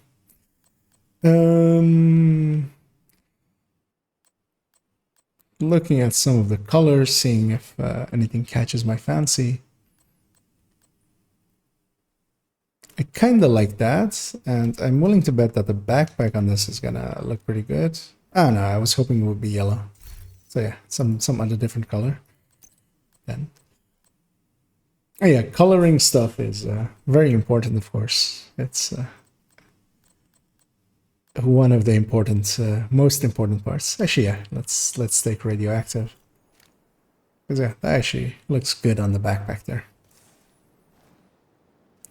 And then you have to remember to save that loadout as well, because otherwise it will not be saved with the loadout that the colors are set like that. Oh yeah, there we go, yeah. So, yeah. Helped one person out. Yeah, it's well hidden. It's one of those things that I also has been in the game since the start, and I also just found out like months into the game. There's one other thing as well in the apparel actually is that you have loadouts here as well, which is also something that a lot of people miss, and it's handy for, it basically just saves all of the loadout slots, so you can make different costumes for your characters, which, you know, just for having a White Tusk outfit, even though I would nowadays never put on a White Tusk outfit anymore, because yeah. So mostly for tryhards. Gonna trash the parts from that cache. And yeah, it is one of those things that I do want to. It is actually on my notes to go through and do all of the UI as an in-depth guide to talk about also the loadouts of gear, and like how you can save gear mods into multiple pieces and use the loadouts to move them around, and also yeah, stuff like that where you can do loadouts of your apparel and having gear dies, and also that you have your gun skins in here quite easily, the full list, and maybe even just as a thing going through all of the gun skins that I have, which is from all of the seasons, as some of them will be new to people and some of them are quite old and nobody remembers them anymore. Also, some of them are pretty cool and are on weapons that don't find much use, something like that, although that's from a recent season. But yeah, the old P416 skin there, and even the rose one on the KSG there. And there's also just the simple ones, having the UI show your ally skills and stuff like that. But yeah, that's likely a little bit in the future. But tomorrow I will actually work on that guide from the availability. And yeah, so that will be it for me for this evening. And thank you as well for joining me, Fun and Snakes. And I will likely be streaming tomorrow evening as well. Tomorrow European evening, which so starting at 9 in the evening Central European Summertime CEST, and doing a few hours same as now. So yeah, I hope you join me for that one. and have a good night.